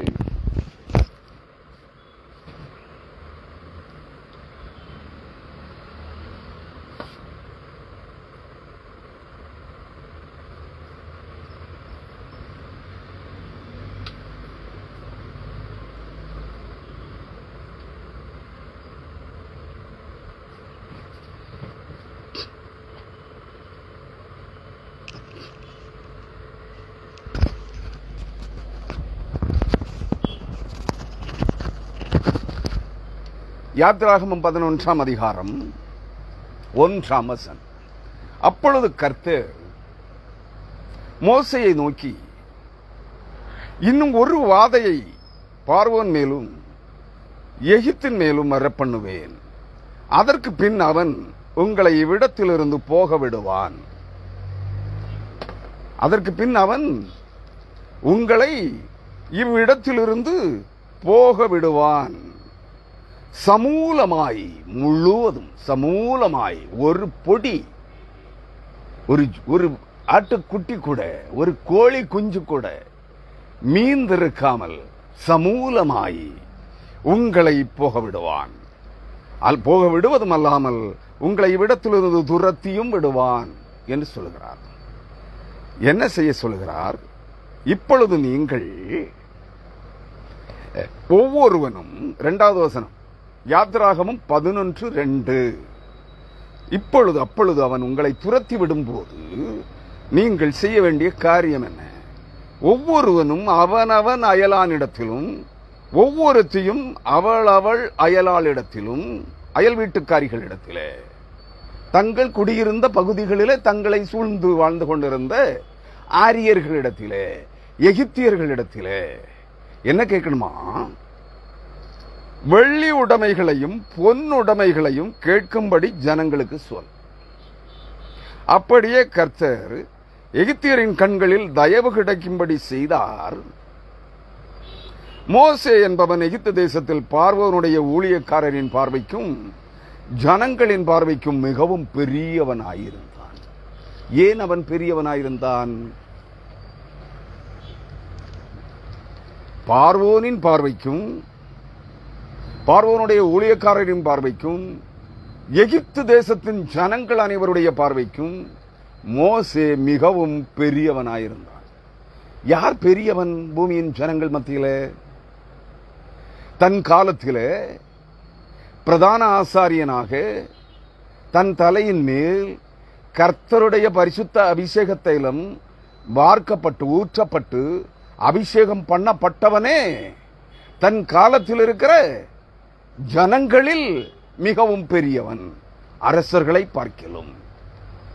இங்கே மோசே பெரியவனாக்கப்பட்டிருக்கிறான். எப்படி?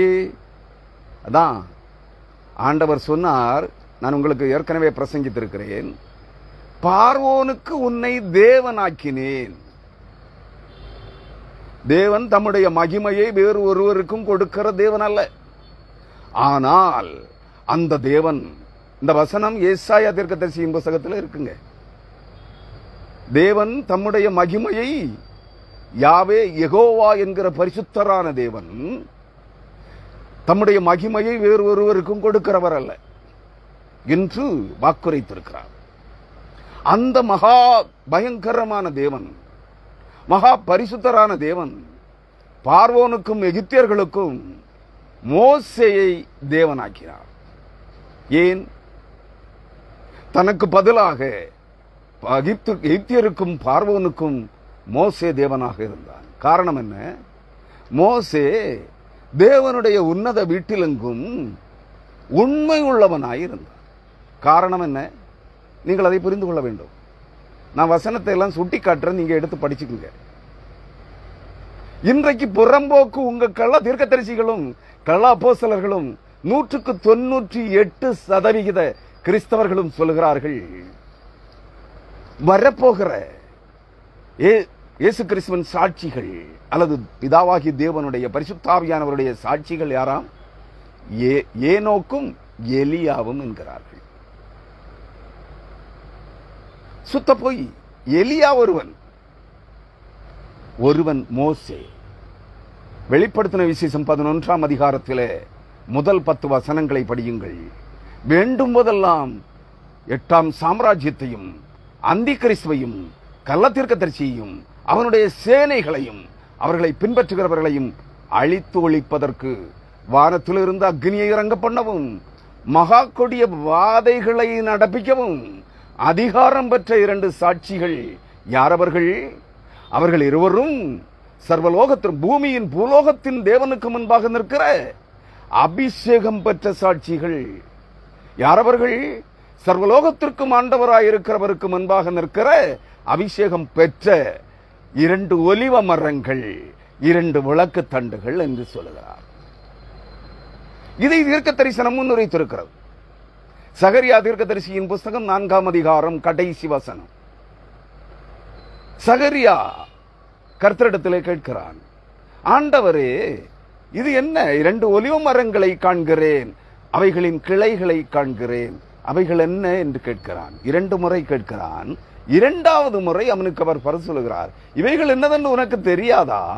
இவைகள் சர்வலோகத்திற்கும் தேவனாயிருக்கிறவருக்கு முன்பாக நிற்கிற அபிஷேகம் பெற்றவர்கள் என்றார். யாருங்க? சர்வலோகத்திற்கும் ஆண்டவராய் இருக்கிறவருக்கு முன்பாக நிற்கிற அபிஷேகம் பெற்ற சாட்சிகள் 2. யார் அவர்கள்? மோசேயும் எலியாவும். அதான் தேவனுடைய வீட்டிலெங்கும் அபிஷேகம் பெற்ற உண்மையுள்ள சாட்சிகளாய் நின்ற 2 பேரில் ஒருவன் தேவனுடைய வீட்டிலெங்கும் உண்மையுள்ளவனாய் காணப்பட்ட மோசே. இது உங்களுக்கு புரியலைன்னா நீங்க பல முறை இந்த 2 அதிகாரங்களையும் படிக்கணும். சகரியா தீர்க்கதரிசியின் புஸ்தகம் 4ஆம் அதிகாரத்தையும் அதிகாரம் கடைசி வசனத்தையும், வெளிப்படுத்தின விசேஷம் 11ஆம் அதிகாரம் 1 முதல் 9 வரையான வசனங்களையும் திரும்ப திரும்ப படித்தீர்கள் என்றால் அந்த அபிஷேகம் பெற்றவர்கள் யார் என்று உங்களுக்கு தெரியும். தேவனுடைய உன்னத வீட்டிலே அபிஷேகம் பெற்றவர்களாய் நின்ற சாட்சிகள் 2 ஒலிவ மரங்களும் 2 விளக்கு தண்டுகளும் அவர்களே. அவர்கள் மோசேயும் எலியாவும் 2 வேறுபட்ட காலத்தில் வந்தார்கள், முந்தினோராய் வந்தார்கள். மோசே இஸ்ரவேல் ஜனங்களை மீட்டு விடுதலையாக்குகிறவனாய் வந்தான், இஸ்ரவேல் ஜனங்களுக்கு இரட்சகனாய் வந்தான். தேவனுடைய வீட்டில் அங்கு உண்மை உள்ளவனாய் இருந்தவன் பார்வோனுக்கு தேவனாக்கப்பட்டான். அந்த பார்வோன், அந்த மோசே தான் இங்கே எகிப்தின் பார்வோனுக்கு பார்வையிலும், எகிப்தின் பார்வோனுடைய ஊழியக்காரர்களின் பார்வையிலும், எகிப்தியர் அனைவருமான ஆரியர்களின் பார்வையிலும் மிகவும் பெரியவனாக இருந்தான். எலியா பிந்தி வந்தான். ஆகாபரசனுடைய காலத்திலே இஸ்ரவேலின் சேனைகளின் தேவனாகிய கர்த்தருக்கு முன்பாக நிற்கிற நான் என்று ஆணையிட்டு சொன்னவன் அக்கினி ரதத்திலே உயிரோடு எடுத்துக் கொள்ளப்பட்டான். சுழல் காற்றிலே, சுழல் காற்றில் அக்கினி ரதத்தில், அக்னி ரதம் என்றால் அக்னி குதிரைகள், அக்னிமயமான குதிரைகள் பூட்டிய அக்னி ரதத்தில் உயிரோடு எடுத்துக் கொள்ளப்பட்டான். இந்த மோசே ஓரேப் கண்மலையிலே தேவனுக்கு முன்பாக மரித்தான், தேவனால் அடக்கம் பண்ணப்பட்டான். இன்று வரை அவன் கல்லறை எங்கு இருக்கிறது என்று யாருக்கும் தெரியாது. நன்றாக புரிந்து கொள்ள வேண்டும். அந்த கல்லறையிலே அவன் அடக்கம் பண்ணப்பட்ட அவனுடைய சரீரத்தை திருடுவதற்கு சாத்தான் என்கிற மாயை எதிர்த்து நின்றது. அப்பொழுது தேவன் பிரதான தூதனாகிய மிகாவேலை அனுப்புகிறார். மிகாவேல் சென்று சாத்தானை, மாயை என்கிற அந்தகாரத்தின் அதிபதியாகிய மாயை என்கிற பிசாசை மிகாவேல் துரத்துகிறார். கர்த்தரனை கடிந்து கொள்வாராக என்று சொல்லி அவனை துரத்துகிறார். அருமையானவர்களே, அதே மோசே, நீங்கள் சொல்லுகிறீர்கள், உங்கள் தீர்க்கதரிசிகள் சொல்லுகிறார்கள், மோசே மரித்து தேவனால் அடக்கம் பண்ணப்பட்டான். மரியாமல் எடுத்துக்கொள்ளப்பட்டவன், மரிக்காமல் எடுத்துக்கொள்ளப்பட்டவன் எலியா. அதுபோல ஆகவே எலியா திரும்ப வருவான். மரிக்காமல் உயிரோடு எடுத்துக்கொள்ளப்பட்ட ஏனோக்கும் திரும்ப வருவான். நான் உங்களுக்கு சொல்றேன், வெளிப்படுத்தின விசேஷம் 11ஆம் அதிகாரம் சொல்லுகிறது, வேண்டும் போதெல்லாம் அந்தி கிறிஸ்துவின் சேனைகளை மகா கொடிய வாதைகளினால் வாதிக்க அதிகாரம் பெற்ற 2 சாட்சிகள். ஒன்று எலியா, வானத்திலிருந்து அக்னியை இறங்க பண்ணினவன், மழை பெய்யாமல் 3.5 ஆண்டுகள் மழை வானத்தை அடைத்தவன், திரும்ப ஜெபம் பண்ணி ஜெபித்து வானத்தை திறந்தவன் மழை பெய்யும்படி. 2 முறை 3 முறை வானத்திலிருந்து அக்னியை பூமியிலே இறங்கச் செய்தவன். பாகாலின் தீர்க்கதரிசி 830 தீர்க்கதரிசிகளுக்கு முன்பாக வானத்திலிருந்து அக்னியை இறங்க பண்ணி காளையையும் பலிபீடத்தையும் விறகையும் அதை நிரப்பி இருந்த தண்ணீரையும் பட்சித்து போடும்படியாய் வானத்திலிருந்து அக்னியை இறங்க பண்ணினவன். பிற்பாடு ஆகாபரசனுடைய ஆகாப் அல்லது ஆகாபல்ல இன்னொரு ஏதோ ஒரு அரசனுடைய காலத்தில், அருமையானவர்களே, அவனை பிடித்து செல்வதற்காக 50 போர்ச்சேவகர்களும் 50 பேருக்கு அதிபதி ஒரு படைத்தலைவனும் அவனை அழைத்து வர அனுப்பப்பட்டார்கள். அவர்களை வானத்திலிருந்து தேவனுடைய தீர்க்கதரிசியாக நான் இருக்கிறேன் என்பது உண்மையானால், இஸ்ரவேலின் சேனைகளின் தேவனாகிய கர்த்தருக்கு முன்பாக நிற்கிற நான் கட்டளையிடுகிறேன், வானத்திலிருந்து அக்னி இறங்கி உன்னையும் உன் 50 படை வீரர்களையும் பட்சித்து போடட்டும் என்று 2 முறை சொன்னான். 2 முறையும் 50 போர்ச்சேவகர்களும் 50 பேருக்கு படைத்தலைவர்களாகிய 2 பேரும் சுட்டெரி சாம்பலாக்கப்பட்டார்கள். மோசே வானத்திலிருந்து 10 கொடிய வாதைகளை எகிப்து தேசத்திலே செய்தான், நடப்பித்தான். எரிபந்தமான கோப்பளங்களை வரை செய்தான், காரிருளை வரை செய்தான், வெட்டுக்கிளிகளை கல் மலையையும் அக்கினி மலையையும் இறங்கி பட்சிக்க செய்தான். தலைப்பிள்ளை சங்காரத்தை கொண்டு வந்தான். ஆடு மாடுகளின் தலையீற்றனைத்தையும் கொப்புளங்களாலும் கொள்ளை நோயினாலும் பாதித்தான். ஏனோக்கு இவைகளில் ஒன்றையும் செய்யவில்லை. ஏனோக்கு வரமாட்டான்.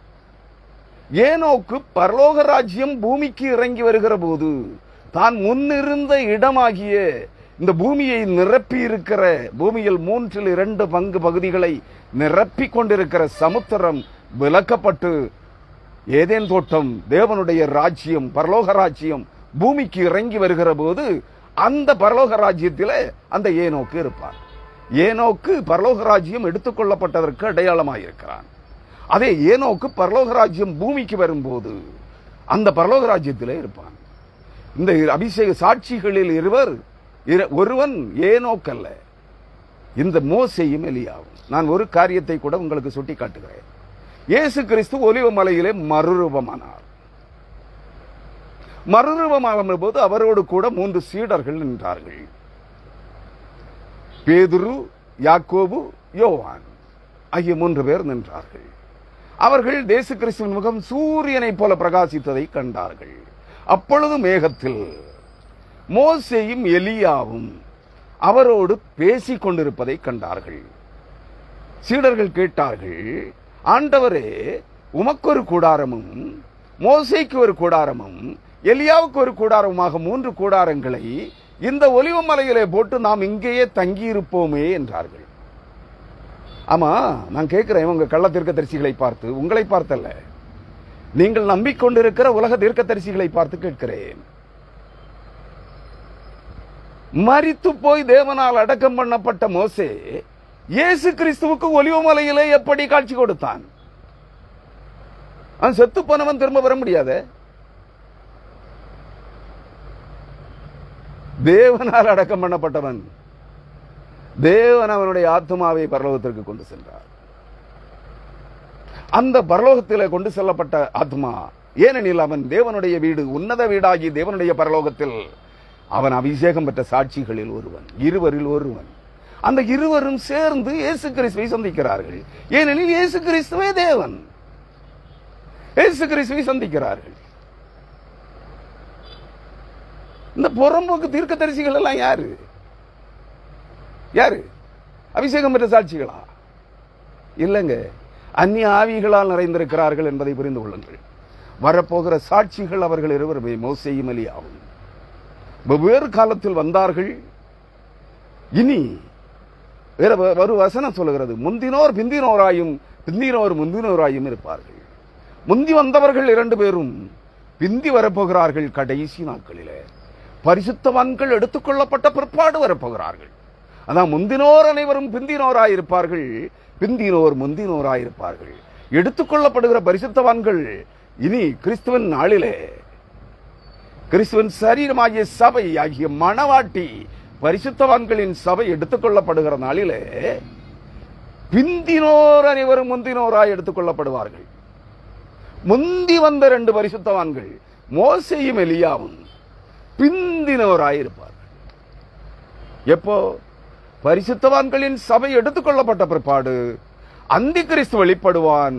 அந்தி கிறிஸ்துவின் காலத்திலே 3.5 ஆண்டுகள் மோசேயும் எலியாவும் சாட்சிகளாய் நிற்பார்கள். ஆக அவர்கள் திரும்ப கொல்லப்படுவார்கள். கொல்லப்பட்டு அவர்கள் இருவரும் 3.5 நாளுக்கு பிற்பாடு அந்த மகாநகரத்தின் தெருவில் இருந்து உயிரோடு எழுந்து வானத்திற்கு ஏறி போவார்கள். அதாங்க பரிசுத்தவான்கள் அனைவரும் எடுத்துக்கொள்ளப்பட்ட பிற்பாடு பரிசுத்த ஆவியானவரும் பரிசுத்தவான்களின் சபையும் கிறிஸ்துவின் மணவாட்டியாய் தேவனுடைய மணவாட்டியாய் எடுத்துக்கொள்ளப்பட்ட பிற்பாடு திரும்ப வந்து அந்தி கிறிஸ்துவோடும் கள்ளத்திற்கத்தோடும் யுத்தம் செய்து 3.5 ஆண்டுகள் ஊழியம் செய்து தெரிந்து கொள்ளப்பட்டு அக்கினி புடமிடுதலுக்கு 7 ஆண்டுகால அந்தி கிறிஸ்துவின் ஆட்சிக்கு உட்படுத்தப்பட்ட கிறிஸ்தவர்கள், முத்திரையிடப்பட்ட கிறிஸ்தவர்களுக்கு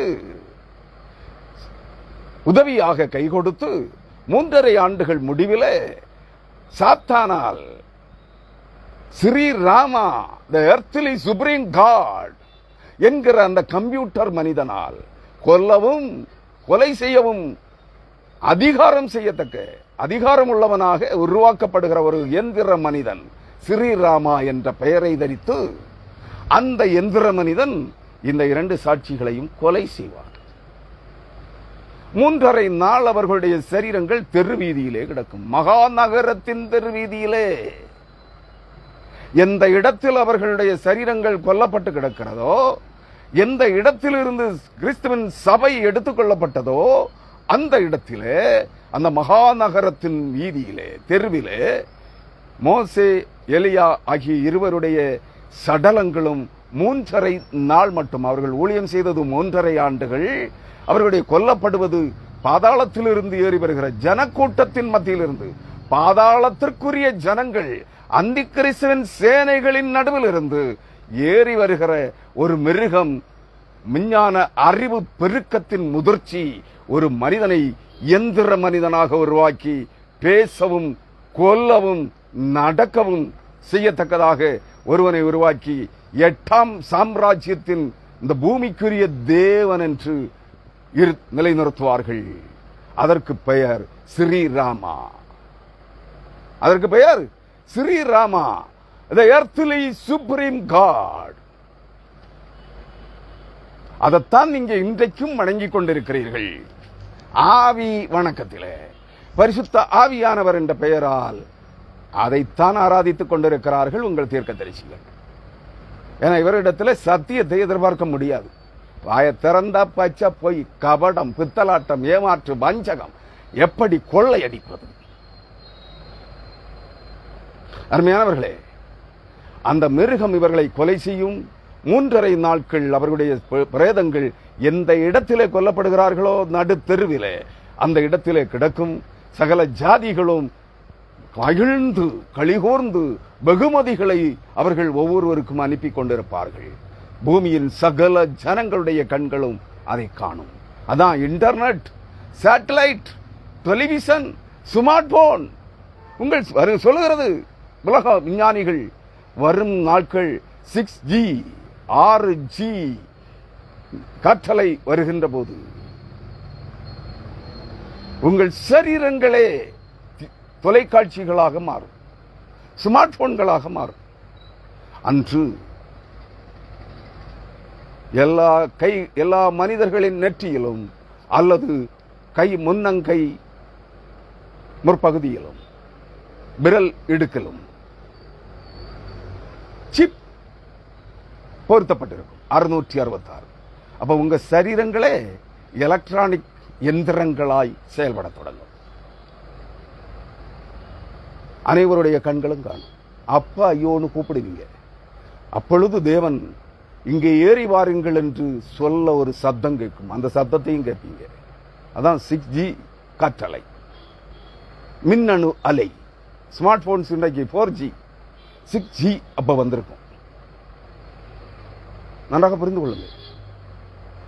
ஒவ்வொரு சப்தங்களும் உங்கள் செவிகளிலே தொனிக்கும். அனைவரும் பூமியின் ஒரு பகுதியிலே நடைபெறுகிற சம்பவத்தை உங்கள் கண்கள் அனைவரும், பூமியின் மக்களினங்கள் அனைவருடைய கண்களும் காணும். அதுக்காக தாங்க சேட்டலைட், இன்டர்நெட், ஸ்மார்ட் போன், தொலைக்காட்சிகள் எல்லாம் உண்டாக்கப்பட்டது. தொலைக்காட்சி நம்முடைய தேசங்களிலே வருகின்ற காலத்திலே இன்றைய கள்ள தீர்க்கதரிசிகளும் அவர்களுடைய அப்பம்மார் கள்ள போதகர்கள், பேராயர்கள், மாடரேட்டர்கள் எல்லாம் சொன்னாங்க, சாத்தானை வீட்டுக்குள்ளே கொண்டு வராதிருங்கள் தொலைக்காட்சிகளை.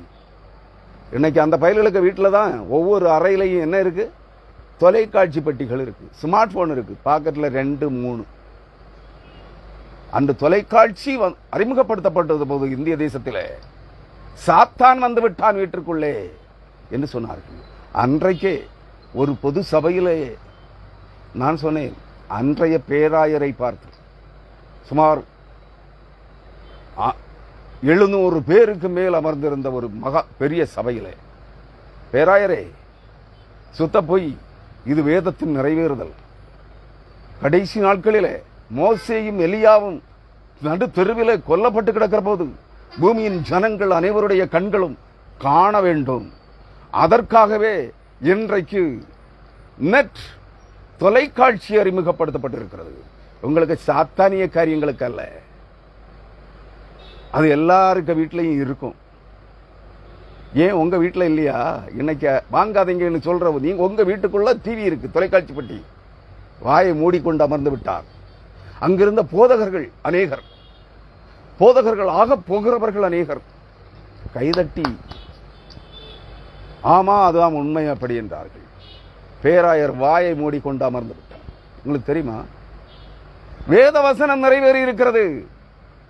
தொலைக்காட்சி பெட்டிகளும், ஸ்மார்ட் போன்களும், இன்டர்நெட் வலைப்பின்னல்களும், சேட்டலைட்டுகளும் இதற்காகவே கண்டுபிடிக்கப்பட்டது. எல்லா ஈவுகளும் ஜோதிகளின் பிதாவாகிய தேவனிடத்திலிருந்து அருளப்பட்ட கிருபை வரங்களே. அதை இந்த உலகம் அழிவுக்கு ஏதுவானதாக மாற்றிக்கொண்டிருக்கிறது. புரியுதா? இதை உங்க தீர்க்கதரிசிகள் எவனாவது சொல்றானா? சொல்ல மாட்டான். அந்த ஊடகங்களையே பயன்படுத்தி தங்களை தேவர்களாக, கிறிஸ்துக்களாக காட்டிக் கொண்டிருக்கிறார்கள். நீங்கள் மதிமயங்கி அவர்களை பின்பற்றிக் கொண்டிருக்கிறீர்கள். அருமையானவர்களே, இங்கே சொல்கிறார் தேவன், மோசே பார்வோனுக்கும் எகிப்தியர்களுக்கும் மிகவும் பெரியவனாயிருந்தார். அப்பொழுது கர்த்தர் சொல்லுகிறார், மோசே, கர்த்தர் நடு ராத்திரியிலே நான் எகிப்தின் மத்தியில் புறப்பட்டு போவேன். யாரு? தூதன் அல்ல புறப்பட்டு போவான்னு சொல்றாரு. இஸ்ரவேல் ஜனங்களை மீட்டு விடுதலையாக்குகிற கர்த்தர், ரட்சிப்பு கர்த்தருடையது. இரட்சகனாக மோசேயை கொடுத்தார். ஆனால் அவனுக்கு முன்பாக கர்த்தர் புறப்பட்டு போவேன் என்கிறார். நன்றாக புரிந்து கொள்ளுங்கள். இரட்சகனாக ஒரு தீர்க்கதரிசியோ ஒரு ஊழியக்காரனையோ கர்த்தர் அப்போஸ்தலனையோ அனுப்பினாலும் ரட்சிப்பாருடையது, கர்த்தருடையது. கர்த்தருடைய வார்த்தைகளை பேசுவது மட்டுமே ஊழியக்காரனுடைய வேலை.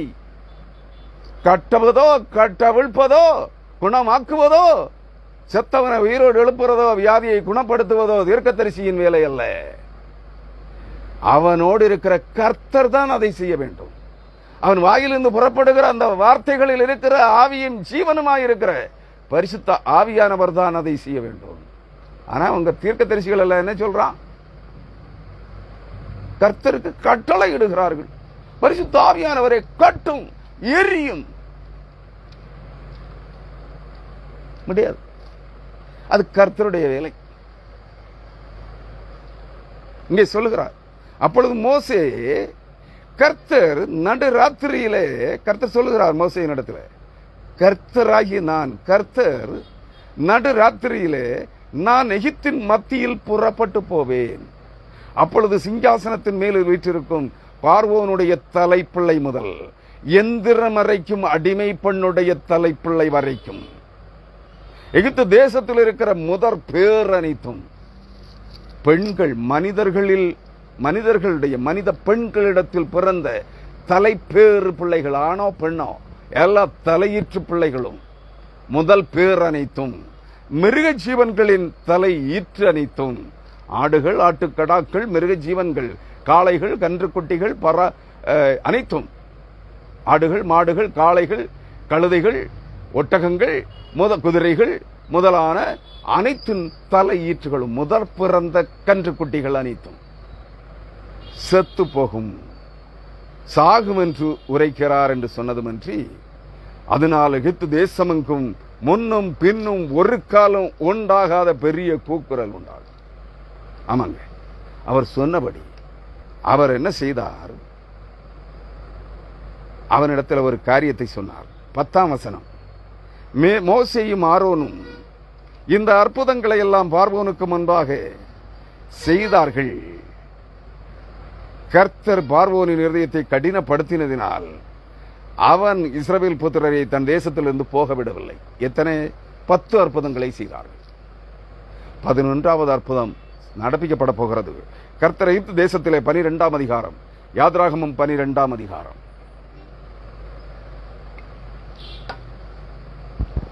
கர்த்தர் எகிப்து தேசத்திலே மோசேயையும் ஆரோனையும் நோக்கி, இந்த மாதம் உங்களுக்கு பிரதான மாதம், இது உங்களுக்கு வருஷத்தின் முதலாம் மாதமாக இருக்கட்டும். நீங்கள் இஸ்ரவேல் சபையார் யாவரையும் நோக்கி, இந்த மாதம் 10ஆம் தேதியில் வீட்டு தலைவர்கள், எந்த மாதம்? ஆபீப் மாதம். ஆரம்பத்தில் சொன்னேன், தமிழர்களுக்கு, இந்தியர்களுக்கு சமஸ்கிருத ஆண்டிலே சைத்துரம் மாதம், தமிழர்களுக்கு, மலையாளிகளுக்கு சித்திரை மாதம், மேட மாதம். மேட மாதம் என்றால் சித்திரை, சித்திரை மாதம். ஆங்கில ஆண்டிலே ஏப்ரல் மாதம் 15ஆம் தேதி அல்லது 14ஆம் தேதி, ஒரு நாள் முன்னும் பின்னும் வரக்கூடும். அந்த நாளிலே இஸ்ரவேல் சபையார் யாவரையும் நோக்கி, இந்த மாதம் 10ஆம் தேதியில் வீட்டு தலைவர்கள் வீட்டுக்கு ஒரு ஆட்டுக்குட்டியாக ஒவ்வொருவரும் ஒவ்வொரு ஆட்டுக்குட்டியை தெரிந்து கொள்ள கடவர்கள். ஒரு வீட்டில் இருக்கிறவர்கள் ஒரு ஆட்டுக்குட்டியை புசிக்கிறதற்கு போதுமான பேர்களாய் இராமல் போனால், அவனும் அவன் சமீபத்தில் இருக்கிற அவனுடைய அயல் வீட்டுக்காரனும் தங்களிடத்தில் உள்ள ஆத்துமாக்களின் லக்கத்திற்கு தக்கதாக ஒரு ஆட்டுக்குட்டியை தெரிந்து கொள்ள வேண்டும். அவன் புசிப்புக்கு தக்கதாக லக்கம் பார்த்து ஆட்டுக்குட்டியை தெரிந்து கொள்ள வேண்டும். இதை என்று பலியிட வேண்டும். அந்த ஆட்டுக்குட்டி பழுதற்றதாக இருக்க வேண்டும். ஆணும் ஆண் குட்டியாக இருக்க வேண்டும். ஆட்டுக்கடாவாக இருக்க வேண்டும் என்று சொல்கிறார். ஒரு வயதுள்ளதாய் இருக்க வேண்டும்.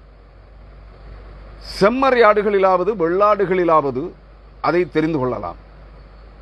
அதை இந்த மாதம் 14ஆம் தேதி வரைக்கும் வைத்திருக்க வேண்டும். 10ஆம் தேதி தெரிந்து கொள்ள வேண்டும். 14ஆம் தேதி வரை 3 நாள் அதை பரிசுத்தமாக்க வேண்டும்.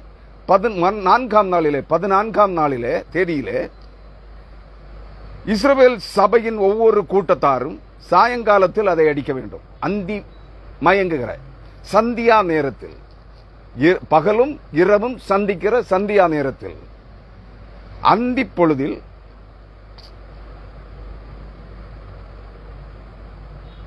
சாயங்காலத்தில் அதை அடித்து அதன் ரத்தத்தில் கொஞ்சம் எடுத்து தாங்கள் அதை புசிக்கும் வீட்டு வாசல் நிலைக்கால்கள் இரண்டிலும் நிலையின் மேற்சட்டத்திலும் தெளித்து அன்று ராத்திரியிலே அதன் மாம்சத்தை நெருப்பினால் சுட்டு புளிப்பில்லா அப்பத்தோடும் கசப்பான கீரையோடும் அது புசிக்க கடவர்கள். இங்கே சொல்லப்பட்ட ஒரு காரியம், கசப்பில்லா புளிப்பில்லா அப்பம், கசப்பான கீரை, இவைகளோடு நெருப்பிலே சுடப்பட்ட அந்த ஆட்டுக்குட்டியின் இறைச்சி மாம்சத்தையும் புசிக்க வேண்டும். அதுக்கு முன்ன ஒரு காரியம் செய்யணும். என்னங்க? ரட்சிப்பின் அடையாளம். சங்கார தூதன் கர்த்தர் முன்னே வருகிறார். அவர் என்ன சொல்லியிருக்கார்? கர்த்தர் நடுராத்திரியில நான் எகிப்தின் மத்தியில் புறப்பட்டு போவேன். தூதன் போவான்னு சொல்லல, நானே செல்வேன் என்கிறார் கர்த்தர். தேவனே சொல்லுகிறார், நானே வருவேன். ஏன்னா உங்களை ரட்சிப்பது நானே. இஸ்ரவேலின் சேனைகளின் தேவனாகிய கர்த்தரே தெரிந்து கொள்ளப்பட்ட இஸ்ரவேலர்களாகிய அவர்களையும் தெரிந்து கொள்ளப்பட்ட கிறிஸ்தவர்களாகிய உங்களையும் ரட்சிக்கப் போகிறவர் அவரே வருகிறார். அவருக்கு பின்னால சங்கார தூதர்கள் வருவார்கள். அவர் எந்த வீட்டை கடந்து செல்கிறாரோ அந்த வீட்டை சங்கார தூதர்கள் நெருங்க மாட்டார்கள். நன்றாக தெரிந்து கொள்ள வேண்டும். அதற்கு அடையாளம் என்ன? அந்த ஆட்டுக்குட்டியினுடைய ரத்தம் உங்கள் வீட்டின் முன் வாசல் நிலை கால்களில் 2 பக்கமும் அதன் மேல் சட்டத்திலும் தெளிக்கப்பட்டிருக்க வேண்டும். இது அன்று, இன்று, இனி வரும் நாட்களில் கல்வாரி சிலுவையிலே பஸ்கா ஆட்டுக்குட்டியாக, தேவாட்டுக்குட்டியாகிய ஆட்டுக்குட்டியானவராகிய இயேசு கிறிஸ்து உங்களுக்காக, எனக்காக, சர்வலோகத்தின் பாவங்களுக்காக, சர்வ சிருஷ்டிகளின் ஆவியின் முதற் பலன்களை பெற்றிருக்கிற மனிதர்களின் ஆத்தும ரட்சிப்புக்காக பலியிடப்பட்ட இயேசு கிறிஸ்துவின் ரத்தம் ஒவ்வொருவருடைய வீட்டின் நிலைக்கால்கள், உன் ஆத்துமாவின், உன் இருதயத்தின் நிலைக்கால்களிலும், ஒவ்வொருவருடைய ஆலயமும் ஒவ்வொருவருடைய சரீரமும் தேவன் தெரிந்து கொண்ட அவருடைய வீடாக, அவருடைய ஆலயமாக, அவருடைய எருசலேம் பட்டணமாக இருக்கிறது. விசுவாசிக்கிறாயா? உன் இருதயத்தின் நிலைக்கால்களிலே இயேசு கிறிஸ்துவின் ரத்தம் தெளிக்கப்பட்டிருக்க வேண்டும். அது மட்டுமல்ல, உன் ஒவ்வொருவருடைய முன் நெற்றியிலும், இந்த நெற்றி தெரியுதா உங்களுக்கு? ஒவ்வொருவருடைய முன் நெற்றியிலும் இயேசுவின் ரத்தம். அதான் வாசல். உன் வீடாகிய இந்த சரீரத்தின், இந்த பூமிக்குரிய குடியிருப்பாகிய இந்த சரீரம், உன்னுடைய சரீரம் தேவனுடைய ஆலயம். இது தேவனுடைய ஆலயமாய் தெரிந்து கொள்ளப்பட்ட உன்னுடைய இந்த மாம்ச சரீரத்தின் மேல்நிலை சட்டம். அதான் உன் முன்னெற்றி. இந்த முன்னெற்றியில் இயேசு கிறிஸ்துவின் ரத்தம் அடையாளம் இடப்பட்டிருக்க வேண்டும். நீங்கள் எசேக்கியேல் தீர்க்கதரிசியின் புஸ்தகம் 9ஆம் அதிகாரத்தை படியுங்கள். 9ஆம் அதிகாரம் 4ஆம் வசனத்தில் இருக்கு. பூமியின் விசாரிப்புக்காரர்கள், அங்க நகரத்தின்னு இருக்கும். பூமி தேவனுடைய பட்டணம் எருசலேம். இந்த பூமி முழுவதும் தேவனுடைய ஆலயம், தேவனுடைய பாதப்படி. அந்த பட்டணத்தில் பூமி எங்கும் பூமியை விசாரிப்புக்காரர்கள் தங்கள் தங்கள் ஆயுதங்களோடு வெண்கல பலிபீட தண்டையிலே வரக்கடவர்கள் என்று சொல்லுகிறார். அங்கே 6 புருஷர்கள். யார்? 30 லட்சம், 30 கோடி, 30 லட்சம் இல்ல, 30 கோடி சங்கார தூதர்களுக்கு தலைவர்கள் 6 பேர் வெட்டுகிற ஆயுதங்களோடு. சங்கார ஆர்கேஞ்சல்ஸ் 7 பேர்களிலே 6 பேர், மிகாவேல் உட்பட 6 சங்கார தூதர்கள் மிகாவேலின் தலைமையிலே வெண்கல பலிபீட தண்டையிலே வந்திருக்கிறார்கள். இவர்கள் 30 கோடி சங்கார தூதர்களுக்கு யோவேல் 2ஆம் அதிகாரம் சொல்லுகிற பட்சிக்கிற அக்னி ஜுவாலையாய் வருகிற சங்கார தூதர்களுக்கு தலைவர்கள். 30 கோடி சங்கார தூதர்களுக்கு தலைவர்கள் 6 பேர் தங்கள் தங்கள் ஆயுதங்களோடு வெண்கல பலிபீட தண்டையிலே வந்திருந்தார்கள். அவர்கள் நடுவிலே சணல் நூல் அங்கீதரித்து கணக்கனுடைய மைக்கூட்டை வைத்திருக்கிற ஒரு புருஷன் என்றான். அவனுடைய கருத்திலே, அவனுடைய இடையிலே, அறையிலே கட்டப்பட்டிருந்த அந்த அறை கச்சையிலே கணக்கனுடைய மைக்கூடு இருந்தது. அது என்ன? இயேசு கிறிஸ்துவின் ரத்தம். அவனிடத்திலே தேவன் கர்த்தர் சொல்லுகிறார், நீ இவர்களுக்கு முன்பாக புறப்பட்டு போய் எருசலேம் நகரம் எங்கும், இந்த பூமி எங்கும் உருவ போய் அதற்குள்ளே அருவருப்பு செய்யப்படுகிற அருவருப்புகளின் நிமித்தம் பெருமூச்சு விட்டு அழுகிற ஸ்திரீ புருஷர்கள், வாலிபர்கள், கன்னிகைகள், பிள்ளைகள், சிறுவர்கள், சிறுமிகள், சிறு குழந்தைகள், முதியோர், வயோதிபர், கிழவர், கிழவிகள் அனைவருடைய நெற்றிகளிலும் மூத்துரை போடு. எதனாலுங்க? இயேசு கிறிஸ்துவின் ரத்தத்தால் மூத்துரை போடு என்று சொல்லுகிறார். கணக்கனுடைய மைக்கூட்டை வரிசிருக்கிற புருஷன் அந்த 6 சங்கார தூதர்களின் தலைவர்களிடத்திலே சொல்லுகிறார், நீங்கள் இவன் பின்னாலே போய் தங்கள் நெற்றிகளில் மூத்துரை அடையாளம் போடப்படாத கிழவர்கள், கிழவிகள், ஸ்திரீகள், புருஷர்கள், வாலிபர்கள், கன்னிகைகள், சிறுவர்கள், சிறுமிகள், குழந்தைகள், கர்ப்பஸ்திரீகள் அனைவரையும் சங்காரம் செய்துங்கள், வெட்டி கொன்று போடுங்கள் என்று சொல்லுகிறார். எங்கிருந்து துவக்கம் பண்ணுங்கள்? என் ஆலயத்தில் இருந்து துவக்கம் பண்ணுங்கள். எல்லா திருச்சபைகளும், உலக திருச்சபைகள் அனைத்தின் நடுவிலையும் முதலாவது சங்காரம் தொடங்கும். அதான் எரேமியா 5ஆம் அதிகாரம் படிக்க வேண்டும். நீங்கள் அவளுடைய மதில்களின் மேலே இழைத்து போடுங்கள். அதன் உயர்ந்த மதில்கள், உயர்ந்த சுவர்களின் மேல், கோபுரங்களின் மேல் அதை எரித்து போடுங்கள். அவைகள் கர்த்தருடையவைகள் அல்ல, ஆனாலும் சர்வ சங்காரம் செய்யாதிருங்கள். ஏன்? கொஞ்சம் ஆத்துமாக்கள் அங்கே இருக்கிறது. கர்த்தருக்குரிய ஆத்துமாக்கள் எல்லா சபை பிரிவுகளிலும் இருக்கிறது. கத்தோலிக்க சபைகளிலும் இருக்கிறது. சிலை வணக்க மரித்த மனித புனிதர்களை ஆராதித்துக் கொண்டிருக்கிற, தூதர்களை ஆராதித்துக் கொண்டிருக்கிற சிலை வணக்க கிறிஸ்தவம் கத்தோலிக்க கிறிஸ்தவர்களுக்குள்ளும் இருக்கிறது. புரட்டஸ்டன்ட் மறுமலர்ச்சி கிறிஸ்தவர்கள் என்று சொல்லிக்கொண்டு கொள்ளை கும்பலாய் மாறியிருக்கிற, வெள்ளையடிக்கப்பட்ட கல்லறைகளாய் மாறியிருக்கிற புரட்டஸ்டன்ட் கிறிஸ்தவர்களிடத்திலும் இருக்கிறது. ஆவிக்குரியவர்கள் என்று அழைத்துக் கொள்ளுகிற பெந்தேகோஸ்தே முழுக்கு ஸ்நானக்கார அந்நியவாசை கிறிஸ்தவர்களிடத்திலும் இருக்கிறது. கொஞ்சம் சர்வசங்காரம் செய்யாதிருங்கள், முழுவதையும் அழித்து போடாதிருங்கள். ஏனெனில் கொஞ்சம் ஆத்துமாக்கள் எல்லா சபைகளிலும் எனக்கு இருக்கிறது. ஆகவே அவைகளை சர்வசங்காரம் செய்யாதிருங்கள். அந்த சபைகளை, அந்த ஆலயங்களை இடித்து போடுங்கள், தரைமட்டமாக்குங்கள், மண்மேடுகளாக்குங்கள், அனைவரையும் கொன்று போடுங்கள். முத்திரை போடப்படாத அனைவரையும், கிறிஸ்துவின் ரத்தத்தால் முத்திரை போடப்படாதவன் அனைவரும் சங்காரம் செய்யப்படுவார்கள் 7 ஆண்டுகளுக்குள். நன்றாக புரிந்து கொள்ளுங்கள். கிறிஸ்துவின் ரத்தம் நீ அங்க அந்த இடத்துல சொல்ல முடியாது, ஐயா நான் முழுக்கு ஸ்நானம் பெற்றேன். ஆற்றின் தண்ணீர்களிலே, வாய்க்கால் தண்ணீர்களிலே, கால்வாய் தண்ணீர்களிலே, குளங்கள், ஏரிகள், குட்டைகளின் தண்ணீர்களிலே, சமுத்திர ஜலங்களிலே முழுக்கு ஸ்நானம் பெற்றேன். அந்நிய பாஷை அடையாளத்தோடு இருக்கிறேன். நான் ஆவியின் அபிஷேகம் பெற்றேன் என்று சொன்னா சங்காரம் செய்துவிட்டு போய்விடுவார்கள். கிறிஸ்துவின் ரத்தம் நெற்றியிலே அடையாளமாக இருக்க வேண்டும். அதங்க அடையாளம். ஆட்டுக்குட்டியின் ரத்தம், தேவாட்டுக்குட்டியாகிய ஆண்டவராகிய இயேசு கிறிஸ்து கல்வாரி சிலுவையிலே சிந்தின ரத்தம் உன் நெற்றியிலே முத்திரை அடையாளமாக இருக்க வேண்டும். இருக்கா? இல்லைன்னா எல்லா பயலும் கள்ள தீர்க்கதரிசி முதல் உலக தீர்க்கதரிசிகள், உலக அப்போஸ்தலர்கள் முதல் அனைத்து கள்ள புறம்போக்கு கிறிஸ்தவர்களும் சர்வசங்காரம் செய்யப்படுவார்கள். மிஞ்சுகிறவர்கள் அந்தி கிறிஸ்துவின் ஆளுகையில 7 ஆண்டு அந்தி கிறிஸ்துவின் சேனையோடு அளிக்கப்படுவார்கள். நன்றாக நினைவில் வைத்துக் கொள்ளுங்கள் அருமையானவர்களே. இதாங்க நிபந்தனை கிருபையின் மேல் கிருபை, அமேசிங் கிரேஸ், ஆச்சரியமான கிருபை உங்களை ரட்சிக்காது. அந்த கிருபை தான் இயேசுவின் ரத்தம். அமேசிங் கிரேஸ், கிருபையின் மேல் கிருபை.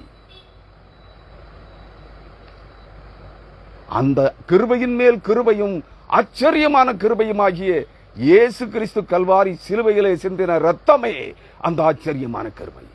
அந்த ரத்தம் மட்டுமே உன்னை சங்காரத்திற்கு தப்புவிக்கும். முழுக்கு ஸ்நானம் தப்புவிக்காது, அந்நிய பாஷை அடையாளம் தப்புவிக்காது. சங்காரமாவீர்கள். இயேசு கிறிஸ்துவின் ரத்தம் மட்டுமே. அந்த ரத்தம் உன் நெற்றியில தெளிக்கப்பட்டிருக்க வேண்டும். அங்க என்ன சொல்றாரு? வாசல் நிலைக்கால்களிலும் வாசலின் மேற்சட்டத்திலும் தெளிக்க கடவாய். இயேசு கிறிஸ்துவின் ரத்தம் தெளிக்கப்படுகிற நாளிலே அந்த ரத்தம் உங்கள் நெற்றிகளில் தெளிக்கப்பட்டிருக்க வேண்டும். உங்கள் இருதயங்களில் அது ஊடுருவி இருக்க வேண்டும். தூதர்கள், மீட்பின் பணியாளர்களாக வருகிற 1,44,000 பரிசுத்தவான்கள், தேவதூதர்கள் கிறிஸ்துவை முழுவதுமாக தரித்துக் கொண்டு பரிசுத்தாவியினால் நிரப்பப்பட்ட 1,44,000 ஊழியர்கள் உங்கள் நெற்றிகளிலே பரிசுத்தாவியினால் முத்திரை போடுவார்கள். உங்கள் இருதய பலகையில் நன்றாக நினைவில் வைத்துக் கொள்ளுங்கள். அந்நிய பாஷை அடையாளங்கள் உங்களை பரலோகத்திற்கு கொண்டு போகாது. ஒரு காலம் முழுக்கு ஸ்நானங்கள் உங்களை ரட்சிக்காது. இயேசு கிறிஸ்துவின் தெளிக்கப்பட போகிற ரத்தம் மட்டுமே உன் விடுதலைக்கு ஆச்சரியமான கிருபையாக உன்னை ரட்சிக்கும். நன்றாக மனதில் வைத்துக் கொள்ளுங்கள். 12ஆம் அதிகாரம், யாத்ராகமம் 12ஆம் அதிகாரம் 29ஆம் வசனத்திற்கு வாருங்கள்.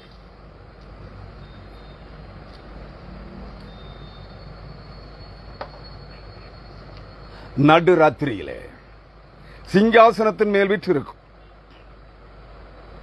பார்வோனுடைய தலைப்பிள்ளை முதல் காவல் கிடங்கில் இருக்கும் சிறைப்பட்டவனின் தலைப்பிள்ளை வரைக்கும் எகிப்து தேசத்தில் இருந்த முதற் பேர் அனைத்தையும், மிருக ஜீவன்களின் தலையீற்று அனைத்தையும், கர்த்தர் அளித்தார். படிக்கிறீங்களா? சங்கார தூதர்கள் அளித்தார்கள் இல்லங்க, கர்த்தர் அளித்தார். சூதர்கள், சங்கார தூதர்கள் கர்த்தருடைய சேனைகள், யுத்த சேனையின் வீரர்கள். கர்த்தர் கட்டளையிட்டார், கர்த்தர் முன்னே கடந்து சென்றார். சங்கார தூதர்கள் சங்காரம் செய்து கொண்டே வந்தார்கள். புரியுதுங்களா? முன்பு 28ஆம் வசனத்தை வாசிக்கிறேன். இஸ்ரவேல் புத்திரர் போய் அப்படியே செய்தார்கள். எப்படி? தேவன் கட்டளையிட்டபடியே செய்தார்கள். பரிசுத்த ஆவியானவராகிய தேவன், ஆவியாய் இருக்கிற நித்திய கண்மலையாகிய கிறிஸ்து கட்டளையிட்டபடியே செய்தார்கள். நடு ராத்திரியிலே சிங்காசனத்தின் மேல் வீற்றிருக்கும் எகிப்தின் பார்வோன், ஆரியர்களின் அதிபதியாகிய பார்வோனுடைய தலை பிள்ளை முதல் எகிப்தின் சிறைச்சாலைகளிலே அடிமை வேலை செய்து கொண்டிருந்த எந்திரம் அரைக்கிற சிறைப்பட்டவனின் தலைப்பிள்ளை வரைக்கும், எகிப்தியர்கள் அனைவருடைய வீடுகளிலும் சங்காரம் இல்லாத, சாவு இல்லாத வீடே இல்லாதிருந்தது. சகல மிருக ஜீவன்களின் தலையீற்றுகளும் சங்காரம் செய்யப்பட்டது. ஆனால் இஸ்ரவேலர்கள், தெரிந்து கொள்ளப்பட்ட தேவ ஜனங்களுடைய வீடுகளிலோ, பஸ்கா ஆட்டின் ரத்தம் தெளிக்கப்பட்டிருந்த வீடுகளிலோ ஒரு நாய் கூட நாவை அசைக்கவில்லை, ஒன்றும் சாகவில்லை. எல்லோரும் ராத்திரியிலே புறப்பட்டு போவதற்கு விடுதலை ஆர்டர் கொடுக்கப்பட்டது. லிபர்ட்டி, விடுதலை கட்டளையிடப்பட்டது. டெலிவரன்ஸ். அருமையானவர்களே, நீ என்னை, என் முகத்தை இனி காணும் நாளிலே சாவா என்று சொன்ன பார்வோன் அதே மோசைக்கு அழைப்பு அனுப்புகிறான். அப்பொழுது பார்வோனும் அவனுடைய சகல ஊழியக்காரரும் யாவரும் ராத்திரியிலே எழுந்திருந்தார்கள். எகிப்தியர் யாவரும் ராத்திரியிலே எழுந்திருந்தார்கள். மகா கூக்குரல் எகிப்திலே உண்டாயிற்று. சாவில்லாத ஒரு வீடும் இருந்ததில்லை.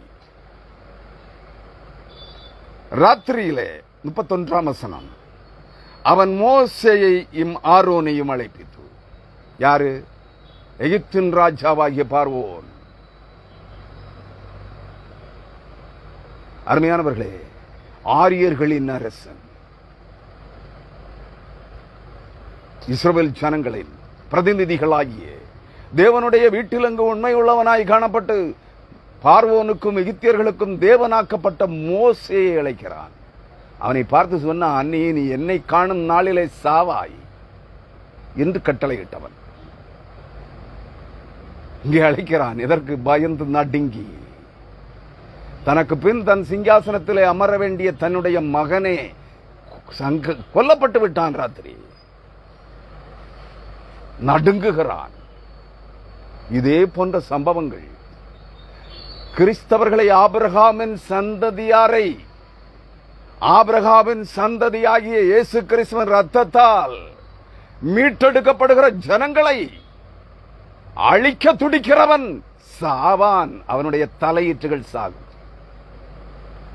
உங்களால் விசுவாசிக்க முடிகிறதா? தாங்க நடக்க போகுது கிறிஸ்துவின் நாளிலே. ஆபிரகாமின் சந்ததிகளை, இஸ்மவேலர்களையும் முஸ்லீம்களையும் இஸ்லாமியர்களையும் இஸ்ரவேலர்களையும் கிறிஸ்தவர்களையும் இந்திய தேசத்தின் சகல மக்கள் இனங்களையும், ஆரியர்களை தவிர்த்த அனைத்து மக்கள் இனங்களையும் அழித்து ஒழித்து விடுவேன் என்று கங்கணம் கட்டுகிறவன் அவனும் அவனுடைய கூட்டமும் சங்காரமாகும்.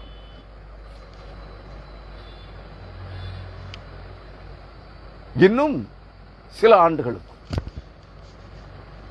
அருமையானவர்களே, மனதில் வைத்துக் கொள்ளுங்கள். இவர்கள் உலகத்தை 7 ஆண்டுகள் ஆட்சி செய்யலாம், 2030 முதல் 2037 வரை. ஆனால் ஒருவர் கூட, ஒரு நாய் கூட அந்த கூட்டத்தில் மிஞ்சாது.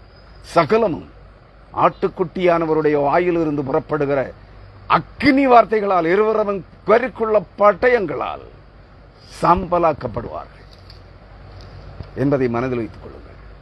யாரை நம்புகிறீர்கள்? மனிதனை நம்பி, ஆவிகளை நம்பி, ஐஸ்வர்ய பெருக்கத்தை எதிர்பார்த்து கிறிஸ்தவம் தழுவுகிறீர்களா? வேண்டாம். இங்கிருந்து ஒன்றும் எடுத்துக்கொண்டு போவதும் இல்லை. நீங்கள் வரும்போது ஒன்றும் கொண்டு வந்ததும் இல்லை. போகும்போது கிறிஸ்துவின் ரத்தத்தின் அடையாளத்தோடு உயிர்த்தெழுந்த இயேசு கிறிஸ்துவின் ஆவி, தூய ஆவியானவராகிய ஆவியாயிருக்கிற தேவனுடைய அபிஷேக நிறைவோடு முத்திரையோடு பரலோகத்திற்கு கடந்து செல்ல பாருங்கள். நித்திய வாழ்வை பெறுவதற்கு வானத்து நட்சத்திரங்களைப் போல தேவனுடைய தோட்டமாகிய ஏதேனில் வாழும் சிலாக்கியத்தை பெறுங்கள். அருமையானவர்களே, ஆத்தும ரட்சிப்பை அதோடு கூட சரீர விடுதலையை கூட பெற்றுக்கொள்வதற்கு ஆட்டுக்குட்டியானவரும் ஆண்டவரும் இரட்சகருமாயிருக்கிற இயேசு கிறிஸ்துவின் ரத்தத்தை மோத்தம் செய்யுங்கள். மற்ற அனைத்து முழுக்க ஸ்நானங்களும் அந்நிய பாஷை அடையாளங்களும் ஆவிக்குரிய வரங்களும் உங்களை அழிவுக்கே இழுத்து செல்லும். ரட்சிப்புகள் அவைகள் ஒன்றும் உங்களை ரட்சிக்காது.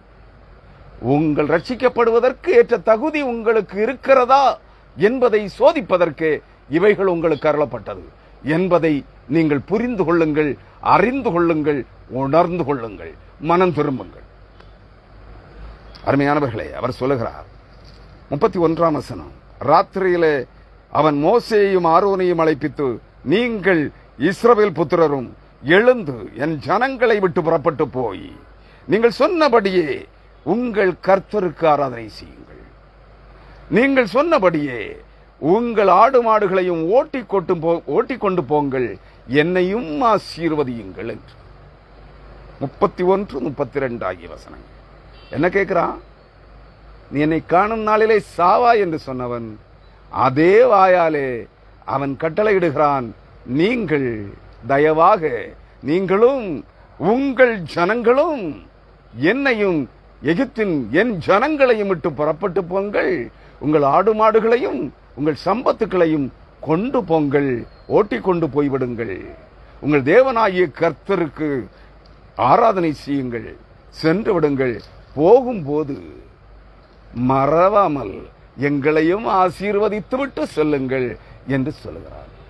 அருமையானவர்களே, உங்களை ஒடிக்கிறவர்களையும் நீங்கள் ஆசீர்வதிக்க வேண்டும் என்பதற்கு இது அடையாளம். ஆனா ஒரு தீர்க்கதரிசியாவது தன் தவறை சுட்டிக்காட்டுகிறவனை சபிக்கிறானா ஆசீர்வதிக்கிறானா? ஒரு ஊழியக்காரனாவது ஊடகங்கள்ல பாருங்களேன், நீ சொல்லுவது சுத்த பொய், பித்தலாட்டம் என்று யாராகிலும் பதிவிட்டால் உன்னை கர்த்தர் அடிப்பார். இது பரிசுத்த ஆவியானவருக்கு விரோதமான பாவம், பரிசுத்த ஆவியானவருக்கு விரோதமான பகை. கர்த்தர் உன்னை அழிப்பார், சாபம். ஏன்? பரிசுத்த ஆவியை பெற்றவர்களே, என்னுடைய பாஷையில் சொன்னால் புறம்போக்கு கிறிஸ்தவர்களே, புறம்போக்கு தீர்க்கதரிசிகளே, புறம்போக்கு ஆவிக்குரியவர்களே, உங்கள் வாயில ஆசீர்வாத வார்த்தைகளே வராதா?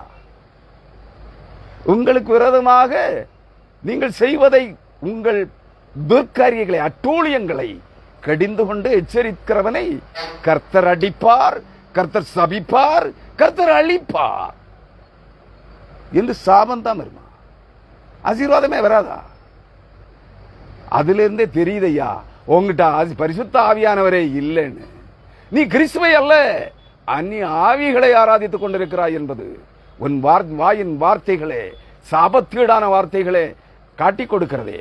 நீ அயோக்கியன், நீ துன்மார்க்கன், நீ ஊத்தையும் அழுக்குமாயிருக்கிற அருவருப்பான அட்டூழியம் செய்கிறவன், நீ கிறிஸ்தவன் அல்ல, கிறிஸ்துவை உடையவன் அல்ல, பரிசுத்தன் அல்ல, பரிசுத்த ஆவியை உடையவன் அல்ல.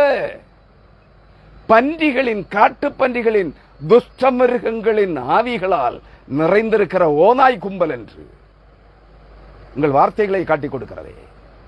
புரியல? மதிகட்ட கிறிஸ்தவர்களே, இது கூட உங்களுக்கு புரியலையே?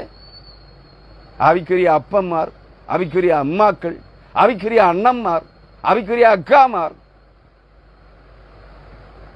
என்று மனம் திரும்புவீர்கள். மனம் திரும்புங்கள், கர்த்தர் சொல்லுகிறார். அருமையானவர்களே, சங்காரம் வரும் காலம் மகா ஆபத்து காலம் நிறைந்தது. நான் பூடகமாக கர்த்தருடைய நாள் சுட்டிக்காட்டி இருக்கிறேன். எகிப்தின் அடிமைத்தனத்திலிருந்து இஸ்ரவேல் ஜனங்களை மீட்டு விடுதலையாக்கின நாள், ஆபீப் மாதம் 14ஆம் தேதி நடுராத்திரி. ஏப்ரல் மாதம் 14ஆம் தேதி தமிழ் சமஸ்கிருத ஆண்டுகளிலே மாதங்களிலே, தமிழ் மலையாளம் சமஸ்கிருத ஆண்டு கணக்கிலே மாதங்களிலே சைத்திரம் சித்திரை மேடம் என்கிற, மலையாளத்தில் மேடம், தமிழில் சித்திரை, சமஸ்கிருதத்தில் சைத்திரம் ஆகிய இந்த சித்திரை மாதம் 1ஆம் தேதி, அதுதான் எகிப்தின் அடிமைத்தனத்தில் இருந்து இஸ்ரவேல் ஜனங்கள் பெருங்கூட்டமாய் தலைப்பிள்ளை சங்காரமாகிய எகிப்தியரின் தலைப்பிள்ளை சங்காரத்தின் மூலமாய் இஸ்ரவேல் ஜனங்கள் மீட்டு விடுதலையாக்கப்பட்ட நாள். அடுத்த ஆண்டு அதே நாளிலே, வரும் நாளிலே, வருகிற அதே நாளிலே கிறிஸ்துவின் ரத்தம் தெளிக்கப்படுகிற நாளாக இருக்கும். அது வானமும் பூமியும் சமுத்திரமும் வெட்டாந்தரையும் குலுக்கப்படுகிற நாளாக இருக்கும். மகா அந்தகாரத்தின் நாளாக இருக்கும். மகா சங்காரத்தின் நாளாக இருக்கும். அன்று தெரிந்து கொள்ளப்பட்ட தேவ ஜனங்கள் கல்வாரி சிலுவையிலே ரத்தம் சிந்தி மரித்து உயிர்த்தெழுந்த ஆண்டவராகிய இயேசு கிறிஸ்துவை பஸ்கா ஆடாக ஏற்றுக்கொள்ளாத அனைவருக்கும் அழிவின் ஆரம்பமாக இருக்கும். இயேசு கிறிஸ்துவை ஏற்றுக்கொள்ளுகிற அவருடைய சிலுவை பாடுகளை, அவர் சிலுவையிலே சிந்தின ரத்தத்தை, அவர் சிலுவையிலே மரித்து அடக்கம் பண்ணப்பட்டு உயிர்த்தெழுந்த அந்த ஆண்டவராகிய இயேசு கிறிஸ்துவையும் அவருடைய சிலுவை பாடுகளையும் அவருடைய இரத்தத்தையும் அவருடைய தூய ஆவியையும் ஏற்றுக்கொள்ளாத அனைத்து கிறிஸ்தவர்களும் அழிக்கப்படுவீர்கள். அந்தகாரத்தின் நாளிலே சாத்தானுடைய கூட்டமாய் மாறப்போகிறீர்கள் என்பதை உங்களுக்கு சுட்டிக்காட்டி இந்த நாளுக்குரிய செய்தியை இத்துடன் நிறைவு செய்கிறேன். கர்த்தருடைய ஆவியானவர் உங்களோடு இருப்பாராக. உங்களை ஆவிக்கேற்ற விதமாய் சத்திய வேதாகமத்தின் நியாய பிரமாணங்களுக்கும் விசுவாச பிரமாணத்திற்கும் நம்முடைய கிறிஸ்தவ விசுவாசத்திற்கும் ஏற்ற விதமாய் உங்களை நடத்துவாராக. நீங்கள் அதிலே நடப்பீர்களாக. அவைகளை கை கொண்டு ஆத்துமரட்சிப்பையும் சரீர விடுதலையையும் ஒருங்கே பெற்று கிறிஸ்துவின் ஜனமாய், தேவ ஜனமாய், ஒரே மந்தையும் ஒரே மெய்ப்பனும் நல்ல மெய்ப்பனாகிய மகா பெரிய மெய்ப்பனாகிய கிறிஸ்துவின் ஜனமாய் மாறுவீர்களாக என்று ஆசீர்வதித்து உங்களை நான் வாழ்த்துகிறேன். இந்த செய்தியை நிறைவுக்கு கொண்டு வருகிறேன். கர்த்தர் தாமே உங்களோடு இருந்து தம்முடைய வேத சத்திய வசனங்களின் மூலமாய் உங்களை நடத்துவாராக. ஆமென். ஹல்லேலூயா. ஸ்தோத்திரம்.